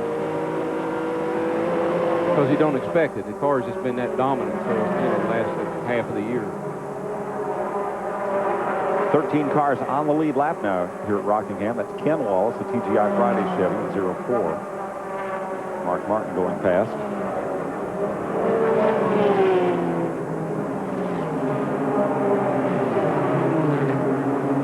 And they may pit Mark Martin.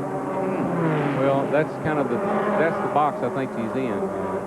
It's been 90 laps, almost 90 laps, Darrell, since he's been on pit road. He can come in. He's going to lose a lap and a half. He can get that back. Here he comes. Mark Martin's on pit road right now. Third place car. Let's go to Glenn Jarrett in his pit. Well, as you said, Mike, he's been reporting a bad push. We understand they're going to try to take 3 to 4 rounds of bite out of the car in addition to changing tires. Mark was extremely displeased with the way the car was working. They're pitted right beside of Kenny Wallace, and they're getting ready to come in also. They will wait until Martin is out, though. The car is up. They're putting the right side tires on now. You can see the guy going to the back to take the bite out of the car. There's 1, 2, 2.5, 3. Oh, he's really jacking that thing. Man, that's about 6, 8 rounds of wedge out there. That thing really had a push to it. The left side's up now to put the left side tires on, but that was a major chassis change. We should see some big difference in the way the car feels to Mark now when he gets down and out. A little bit slow on this tire change. That's unlike this crew. 29 seconds, Glenn, on that change, and right behind him, Johnny Benson Jr., the ASA champ, hits the 11th place car, the Staff America Chevy. Darrell, you know something that really changed his deal around, the caution right now. Yeah, and there's a car going slow down the back straightaway. I guess he'll make it to the pit lane, but he's going awful slow. Is he coming out of the pits? No, I don't think so, Mike. Okay. We'll double check. Oh, that's the 57 car. Jason Keller was in the 7th position. Had a good run going, and you're right, Darrell. Something broke, and he drifted down to the apron. Yeah, I think he's coming around to come in the front pit here, but boy, Robert must be 4 laps ahead now. Not quite. I tell you, they slowed him down, and he went 4 laps up. Here's Keller, who's come to pit lane to a stop. The crew's going to lift the hood and see if there's anything they can do. A few battle scars there on the right rear quarter panel. Steve Addington, the crew chief. And looking for the big hole. All right, there's Robert, and Mark's right behind him. Trying to get now. Watch him with the new tires. Yeah, here's your answer, folks. Yeah. That's what they were fighting just a little while ago. I don't know. Ooh. There wasn't any room there. There was no pick. No. No, Robert tried to set a pick with Roy Payne's car. Here's Randy. Harry Gantz on pit road. Harry Gant has complained that the car is a little loose. We got that over the radio just a second ago. Right side tires already changed. This will be Harry's, hopefully, his last 4 tire stop. Not a problem so far. And I think, no, little problem on the right rear. Also, Kenny the Wallace car is also coming down pit road. Gant was running 6th before he came in. Drops the jack, he's gone. Glenn Jarrett. And Kenny Wallace has brought the DIC Financial Systems Sport into the pits. They are changing right side. It's down now. They're on the left side. Good pit stop going so far. A good bit quicker than the one Mark Martin had, but they were pretty close in the racetrack, so you'll see just how much difference those pit stops make. Left side's up, put those left side tires on. No chassis adjustment on this car. He likes the way it feels. He's down and away. That's a pretty good pit stop. A lot of the leaders coming in. Glenn, Kenny Wallace going out. Terry Labonte is in. Also Chad Little getting a stop. There's Robert Presley coming in the pits right now. 4 tires for Labonte. And let's go to Glenn. Mike, I'm on my way there. Going to put 4 tires on Robert's car as well. Terry Labonte's stop is complete. He is away, and you see them putting right sides on Robert Presley's car. The guy on the right rear is having a terrible time. Coming around, they're going to put 4 on it. That's going to be timely. Yeah. Mike, this brings everything back to normal again. Everybody's on fresh tires, and it ought to be a good race from here out. Except for Robert Presley, he's having a terrible time. This is a long stop. The difference here is here comes Mark off of turn 4. Now, does that put Mark back in the lead? Yes, because he passed 99 to get in the lead lap. What a long stop. 48 seconds for Robert Presley. I said Chad Little was in the pits. I was incorrect. It was the Johnny Cotton car of Ronald Cooper who made a stop. Joe Bessie's been in, and Dennis Setzer is leading as Randy LaJoy comes off pit road after his stop. Dennis Setzer is the front runner at 159 laps. Yeah.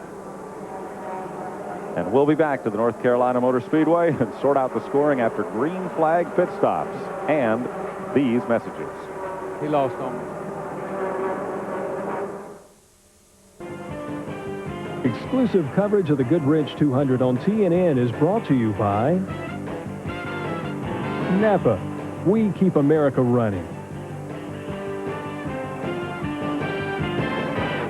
Dennis Setzer has not made a pit stop. He is the leader at 165 laps, 32 to go here at Rockingham. Okay, he's making a pit stop. He's no longer the leader.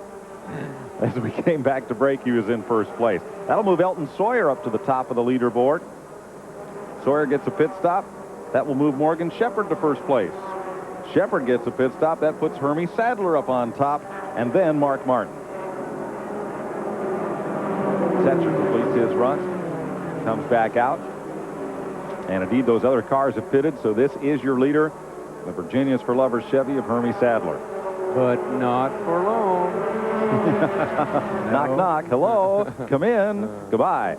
Oh, here we got a caution. Uh-oh, there's a caution. Car in the fence at turn 3. Joe Bessie. Well, he's going to keep the thing going straight. Here comes Kenny Wallace trying to race back to the line, but got him. He's got nobody to battle back to the line. He just wanted to get through there before anything else happened. Look at the right front on Bessie's car.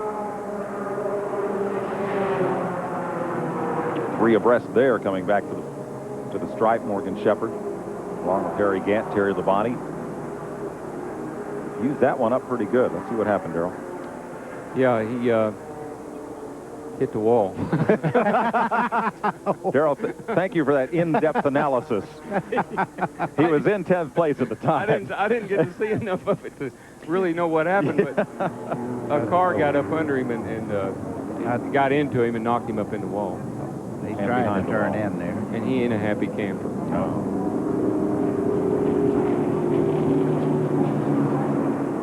Everybody will come in and make pit stops, and we'll be back to the North Carolina Motor Speedway after this. 30 laps to go. Highway transportation for TNN provided by Cedar Ridge RV Center, Branchville, New Jersey. Featuring Winnebago Motorhomes. Call 1-800-988-4884 and find out why Cedar Ridge is the choice of champions.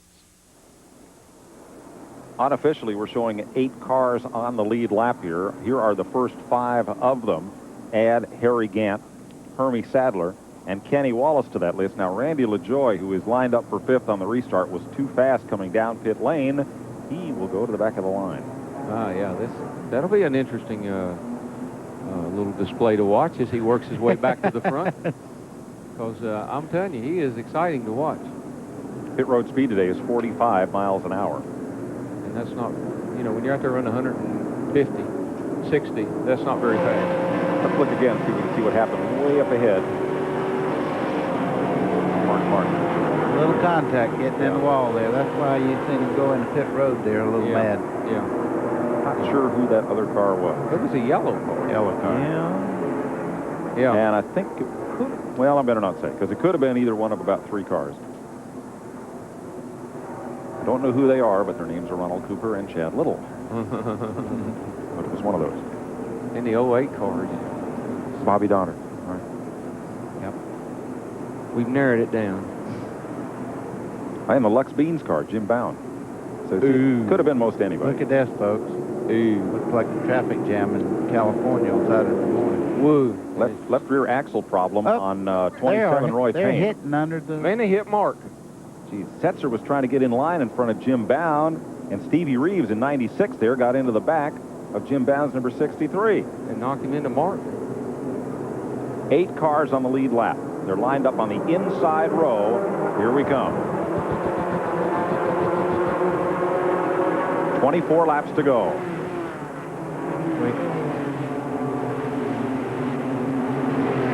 What a struggle there. And Martin is not coming up to speed. He's in trouble. He's in trouble. I think he got in his left rear tire when that car come down the track. Yeah, he's in big trouble. In his right rear tire. See Randy going by. Randy LaJoy. Mark Martin will have to pit. Meanwhile, Terry Labonte is the race leader. Yeah, he took Mark took a pretty hard lick in the right rear there when that car shot down the racetrack there on him. I'd say he knocked the tire down, or maybe just knocked the toe wheel. Black marks all down the side of the car. You know, for as strong as a race car is, they're very fragile. You can't beat around on them, and just that lick you seen there probably put him out of the race. Johnny Benson is off the pace over here in the apron in turn 3. Third place car, Johnny Benson Jr. Brings the Staff America Chevy to pit road, and 2 of your 8 cars on the lead lap are in trouble. Good part is Mark's back out into the race, but his chances of winning are pretty much gone now. Yeah, he changed 1 tire. And it was the right rear. Harry Gant on the move. He's got Kenny Wallace with him, but they've got to catch these guys to do it. Terry Labonte at 14, the MW Windows Chevy. And 99, the Bill Papke Racing Chevy of Robert Presley. Why do I have a feeling there's going to be something on that quarter panel before very long? A decal or somebody else's paint? Somebody else will be paying the bills on this. Well, that's a good race team. I mean, Robert Presley is a great race car driver, and if he's going to run this series, which I don't think so, I don't know if anybody knew he was or not, he'll have a sponsor. Let's go to Randy Pemberton and Mark Martin's fifth. Steve Neal, I see the cut tire. What happened? I don't know. We told him it was one to go the next time. We've been trying to beat that other tire bunch all day. You know, we were in real good shape. We're right where we wanted to be. And went out the backstretch and said we just got wrecked. I need a right front. So I guess probably wiggling or something back there. You know, I believe in bush racing, slow cars come on the outside. We're not used to that. Maybe turn right to wiggle the tires. He either hit somebody or somebody hit him, but it wasn't our day. Tough break for Mark Martin. Here's Kenny Wallace and Hermie Sadler trying to follow Harry Gant to the front. You know, this is kind of interesting. Terry Labonte is kind of driving off and leaving Robert here, and I find that surprising. Terry's run well all day, but he hadn't seemed to have the car to be able to run, to pull off and drive off from Robert the way he is right now. And Gant sits third. You know, you're talking about Harry Gant. They were talking about what a handling problem he's having. He seems to have worked it out. He's back on the bottom of the racetrack, and he's running real fast times around here. I think Kenny Wallace, though, is running him down. Yeah, Kenny's got a fast car. Maybe Robert is just now remembering that they told him to slow down. And so in just a little bit, they'll tell him to speed back up, and he'll go on. Don't think so. not with 18 laps to go. No. There's Kenny Wallace. He is the 4th place car. Let's get an update on Johnny Benson's problem. Here's Glenn. Well, Mike, they haven't figured out what the problem is. It's got them all scratching their heads. Johnny radioed in. The car just shut off. He could not get it to turn over. They still haven't been able to. Steve Bird, you can see him there under the hood working with it. I don't know if it's an electrical problem or what, but they're mystified right now. We'll give them a little time, see if they can find out what it is, and we'll let you know. Boy, Harry Gant is hooked up right now. He's pulling down on Robert Presley right now, and the car is right on the bottom of the racetrack. That's not typical of Harry, but I know he's pleased. Yeah, he is. He's closing in quickly on Robert, and I believe Terry's pulling away from Robert just a little bit. Robert's car is just not quite as quick as it was earlier. Well, Robert may have had to put used tires back on his car. I don't know what the rules are as far as how many tires they could use today. Harry's told us many times he doesn't go run the high groove because he wants to. He goes and runs where the car will run. He'd just as soon it be on the bottom. Now it is. Yeah, but you can hardly ever believe what Harry tells you. That's the problem. Look at this pack. Mike Wallace, these cars, most of them are a lap down. Mike Wallace in 9th in car number 9. There's Tom Peck in the 31. Right part of this group. Randy Bobby Dotter on the inside there, right up under Dennis Sutzer. Yep. Bobby Dotter in 08. You know, a guy we haven't talked about all day long, and I don't know where he's running right now, 38 car, Elton Sawyer. He's holding his own pretty well right there now. He's in the top 10. All of these cars except LaJoy in the 20 are 1 lap down and racing for position from 7th place on back. Good battle. Yeah. Randy's showing a lot of cool right now, though. He's not just diving in there. Look at this. Look at this, I'm telling you. Here comes Harry. Oh, Robert Presley just took a hard shot to the outside wall there. You know, I don't think Robert expected Harry to go by him like that, and it kind of shocked him. I don't know exactly what's going on with Robert's car, but he's off the pace. I can tell you one thing. If I was driving that thing, I wouldn't like it. Let's see what happened here. He just come off wide. He's in trouble way back before he hit the wall. Yeah, I don't know. I don't quite understand that. The car doesn't look it doesn't look as fast as it once was, but it doesn't look like there's anything wrong with it.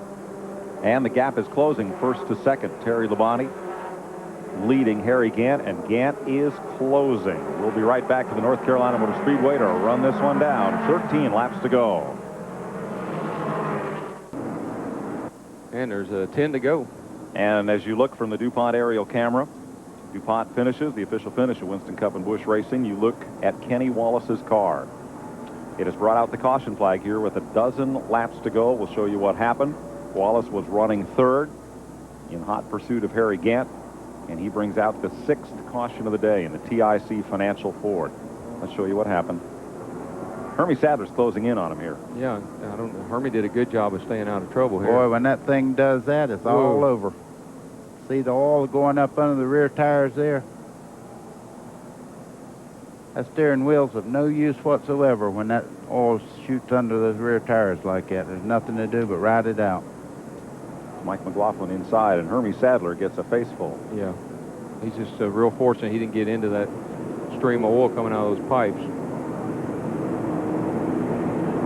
Just a passenger now, right? Yeah, and Presley's in the pit. Well, let's check down on pit road and see who can get tires and who can't. Well, the deal is Harry Gant cannot. When I talked about 2 tires per position at the beginning of the show, that is under caution. You can take as many as you want under green, but certainly not under caution. Terry Labonte, they tell me, has 4 available under caution. So they're waiting for his arrival. We'll see if he comes in next time by. It doesn't seem like they're absolutely sure whether Terry's going to come down or not. Glenn Jarrett? Well, Randy, I'm standing in the midst of a lot of confusion around Robert Presley's car. They brought him in to change the right side tires. Get this, they didn't have any more lug nuts. There were no lug nuts glued on those tires. Now they're having to take them off the tires that are on the car and put them back on the ones they're putting on. When Robert came in, the car was about to swap ends there. Looked like the track bar was bent or something when he hit the wall there. So they got more problems than these tires are going to fix, I believe. Somewhere, Glenn, it looked like he flat spotted that right front, either coming in or at some point on the racetrack. Darrell, I seen something really bad there. That car's not tracking in a straight line. The right rear is way over from the left front, so the car's running sideways. Yeah, well, when he hit that wall over there, it does a lot of damage. He hit it hard, and I don't mean this in a comical way, but by the same token, that if he had a sponsor, folks, he could have got him some more lug nuts, and he'd have been ready to go for those tire changes. Hermie's picking up somebody's laundry here. Or the Saturday paper. He's lucky that it's not on the grill part. Of course, they take in a lot of air down on that lower section there. I think he did more damage to the car than that paper's going to do by nerfing somebody once in a while. And getting nerfed. Yeah. All right, we're going to be a minute before we go back to green to finish this one off, so we'll take this break from the North Carolina Motor Speedway and be right back. They just waved the green flag, and they're in turn 1 with 6 laps to go. Single file restart within the last 10 laps. Robert Presley penalized for too fast on pit road, started all the way at the tail end of the line. So here are your lead lap cars. Left side of your screen, Terry Labonte.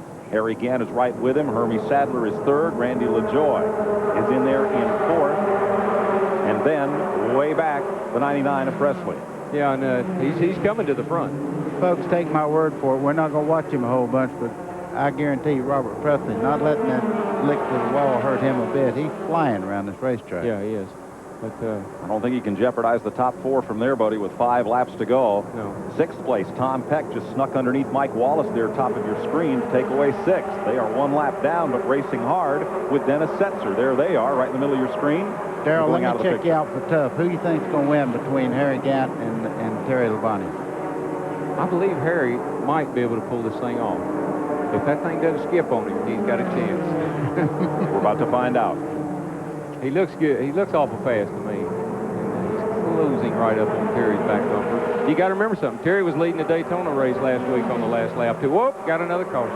Turn 3, rather. Turn 3. One car sliding it up to the fence, speed to it. No caution. Well, the self-cleaning banking does its job, and Tim will come around the apron, try to get back up to speed. Gant pressuring Labonte as they go through that section of the racetrack, and off turn 4. Harry looks a little bit faster in the center part of the corner, but he loses ground coming out of the corner. 2 to go. That lap traffic ain't going to help. Hermie Sadler's going to be 3rd unless Randy LaJoie catches him, and Robert Presley will be 5th. Tom Peck is 6th. Mike Wallace. Harry's going to have to take the outside if he's going to do it, I think.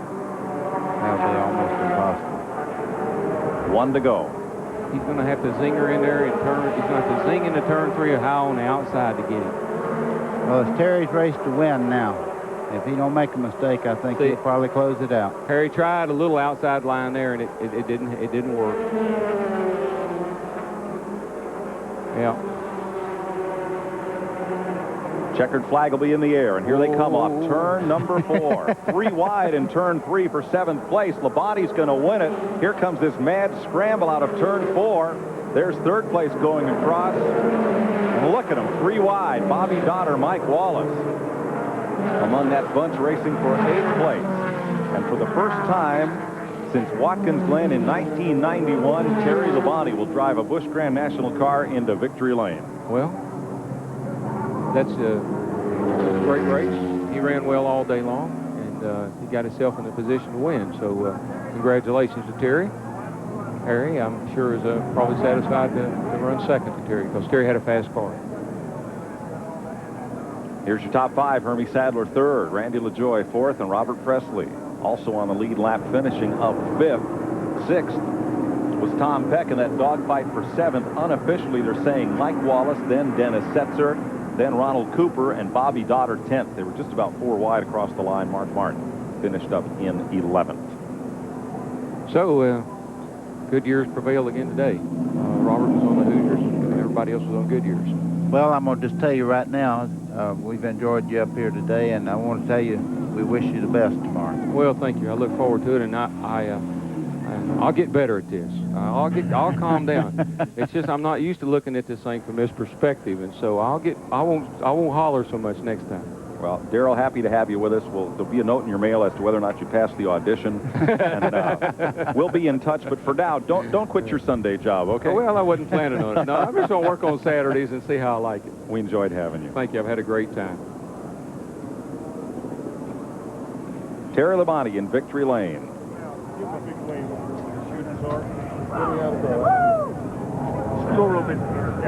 Here's Glenn Jarrett.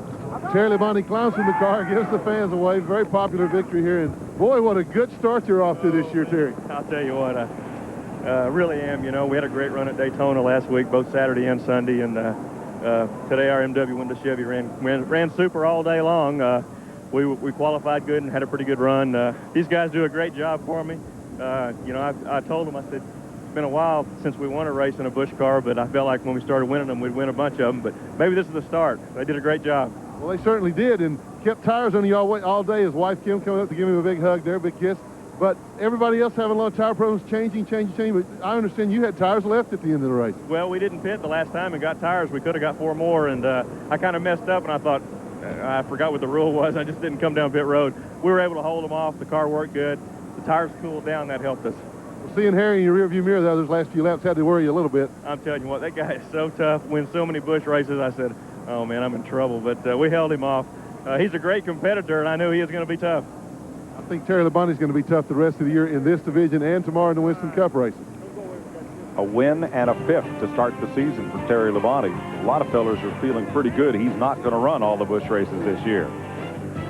Here's a look at your top 10 unofficially. We'll be right back. Today's exclusive TNN coverage of the Goodwrench 200 has been brought to you by Mr. Goodwrench, the GM expert at participating GM dealerships.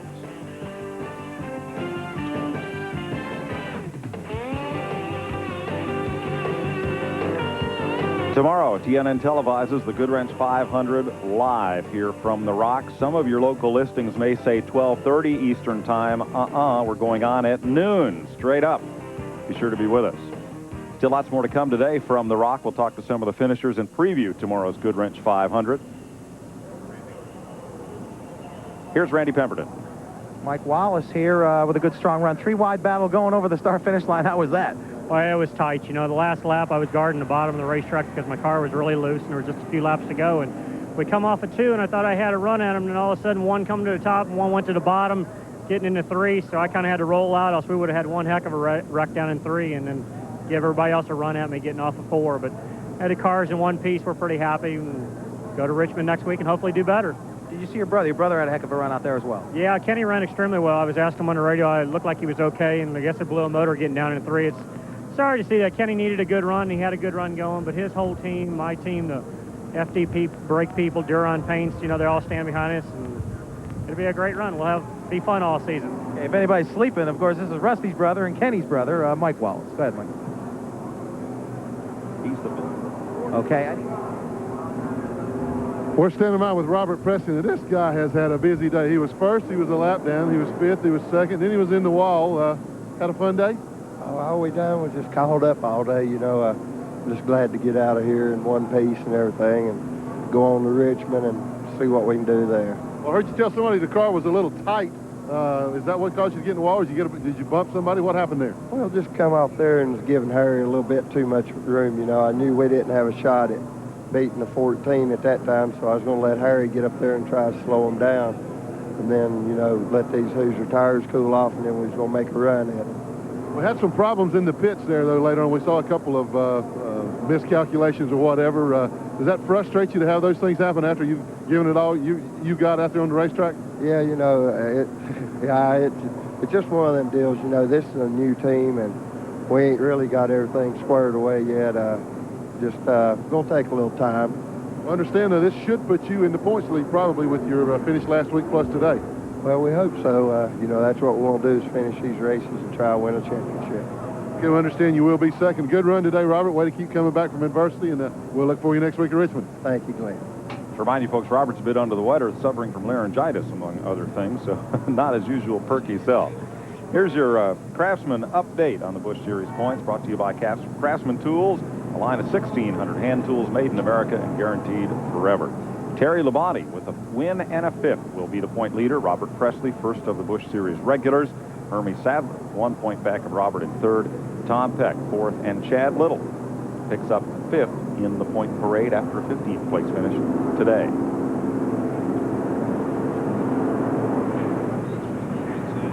Here's Glenn Jarrett. Okay. Glenn?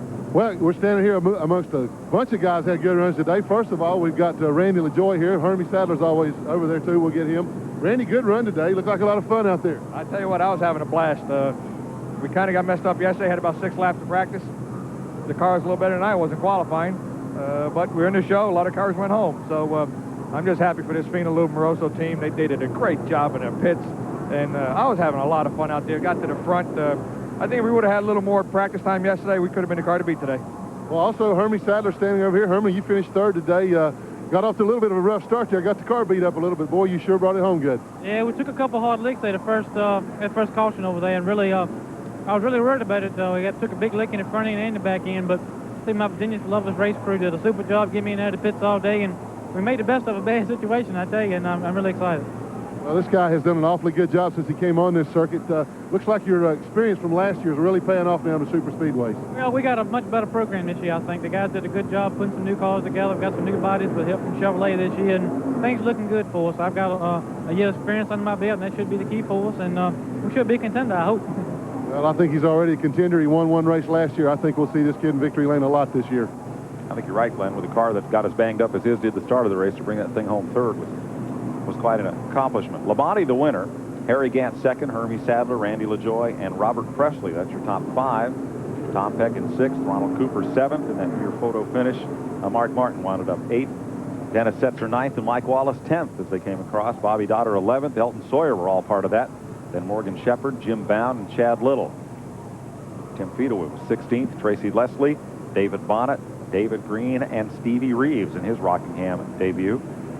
Ken Wallace was 21st, Mike McLaughlin, Kenny Wallace, 15 laps shy of a third-place finish, Ricky Craven, and Johnny Benson Jr. Roy Payne, Rodney Combs, Joe Bessie, Jason Keller, and Mike Garvey take you back to 30th place. Then Phil Parsons, Chad Chaffin, Dave Resendez, Richard Lassiter, and Tommy Houston. Followed by Shauna Robinson, the outside pole sitter, Kevin LePage, Dale Earnhardt, Randy Porter, and Dale Jarrett. Finally, Barry Bostic and Kirk Shelmerdine, first car out of the race. Let's go to Randy Pemberton. He is with the driver who finished 6th today. Tom Peck, 3rd in the points position after finishing 6th today. I know there was a lot of pressure you stepping into Steve Grissom's car for 1994. Did a whale of a job today. Thank you. It wasn't pressure, it's an opportunity. I mean, I had a great team. Channel Lock's behind us 100%. We're a Chevrolet factory team. Steve Grissom spent a lot of time putting this team together. And, you know, it takes a sponsor, it takes a team, and the guys got me in and out of the pits. I could not ask for a better deal than I got right here. Tom, you've had a lot of success on this tour, but not what you wanted to. Is this the team that can catapult you to a championship, or if not, your first win? I don't want to jinx myself, but I think so. I mean, I honestly do. I mean, everybody's behind me. I've been with them all winter. I fit in. I mean, personality-wise, I'm happy. And that's half the deal. The guys believe in me. I believe in them. The Channel Lock people believe in me. It's made to order. Okay, good luck next week at Richmond. Thank you. Good run for Tom Peck. Terry Labonte today picks up his third career Busch Grand National victory. And speaking of Richmond next week, TNN will be there, the Hardee's Frisco 250. Saturday, March 5th, 1 p.m. Eastern Time. Live from the network that brings you more Busch Grand National racing than all other networks combined. TNN, of course. Next Saturday at 1 o'clock. Winston Cup cars are going out to practice, buddy, and we'll look ahead a little to the Goodwrench 500 tomorrow. There are a bunch of them lined up there.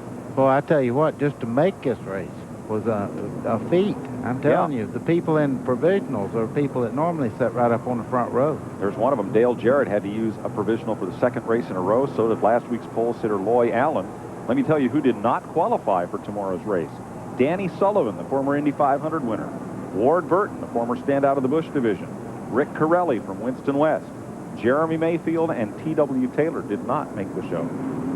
Well, I tell you what, it's a tall order. It's going to be a lot of that going on, and when they get to Richmond, I mean, it's going to be the same way. A lot of people, good teams, are going to have to go home. There are more teams committed to run the entire season in Winston Cup than there are spots in the field for most of these races.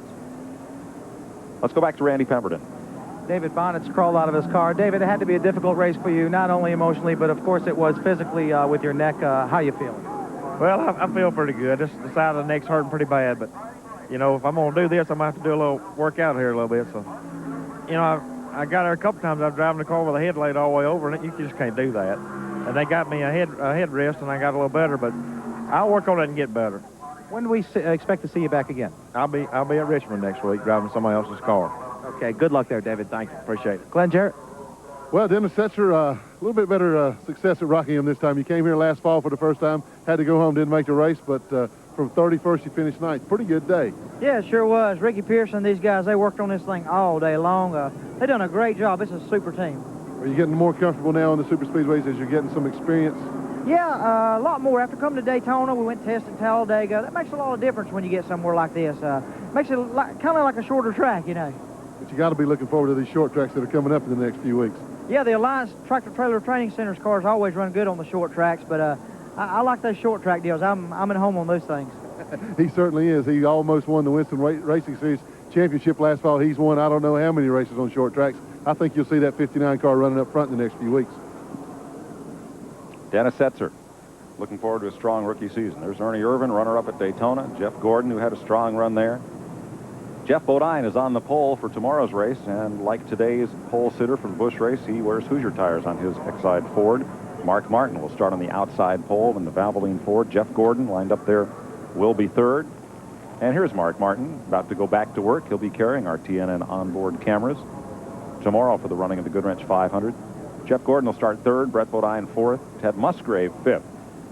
My pick for the surprise of the season is Ted Musgrave. I think he is going to surprise a lot of folks, and he'll probably end up in victory lane this year. I got the same feeling. I mean, he's a very talented race car driver, and he's got a race car there that's second to none. I mean, if Mark Martin's is good, his is good. And you know how good Mark's car runs.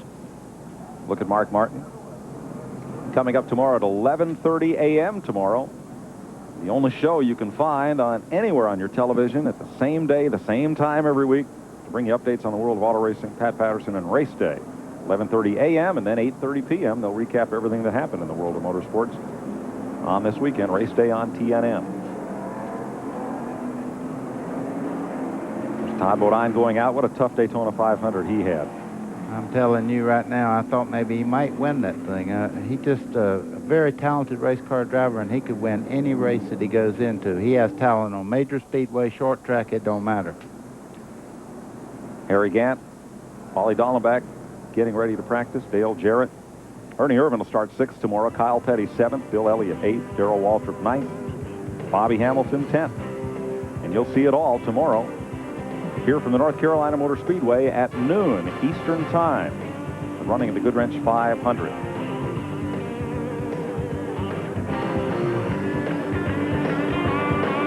What's happening during the start of happy hour practice, as they call it, is the pace car leads the field around the track at the mandated caution row speeds. The drivers, teams can get an idea what that looks like on the tachometer.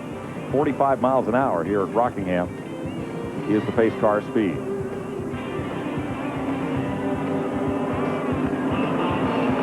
There you see the margin by which Terry Labonte led Harry Gant to victory here at Rockingham in the Goodwrench 200 today to notch his 3rd career Busch Grand National victory.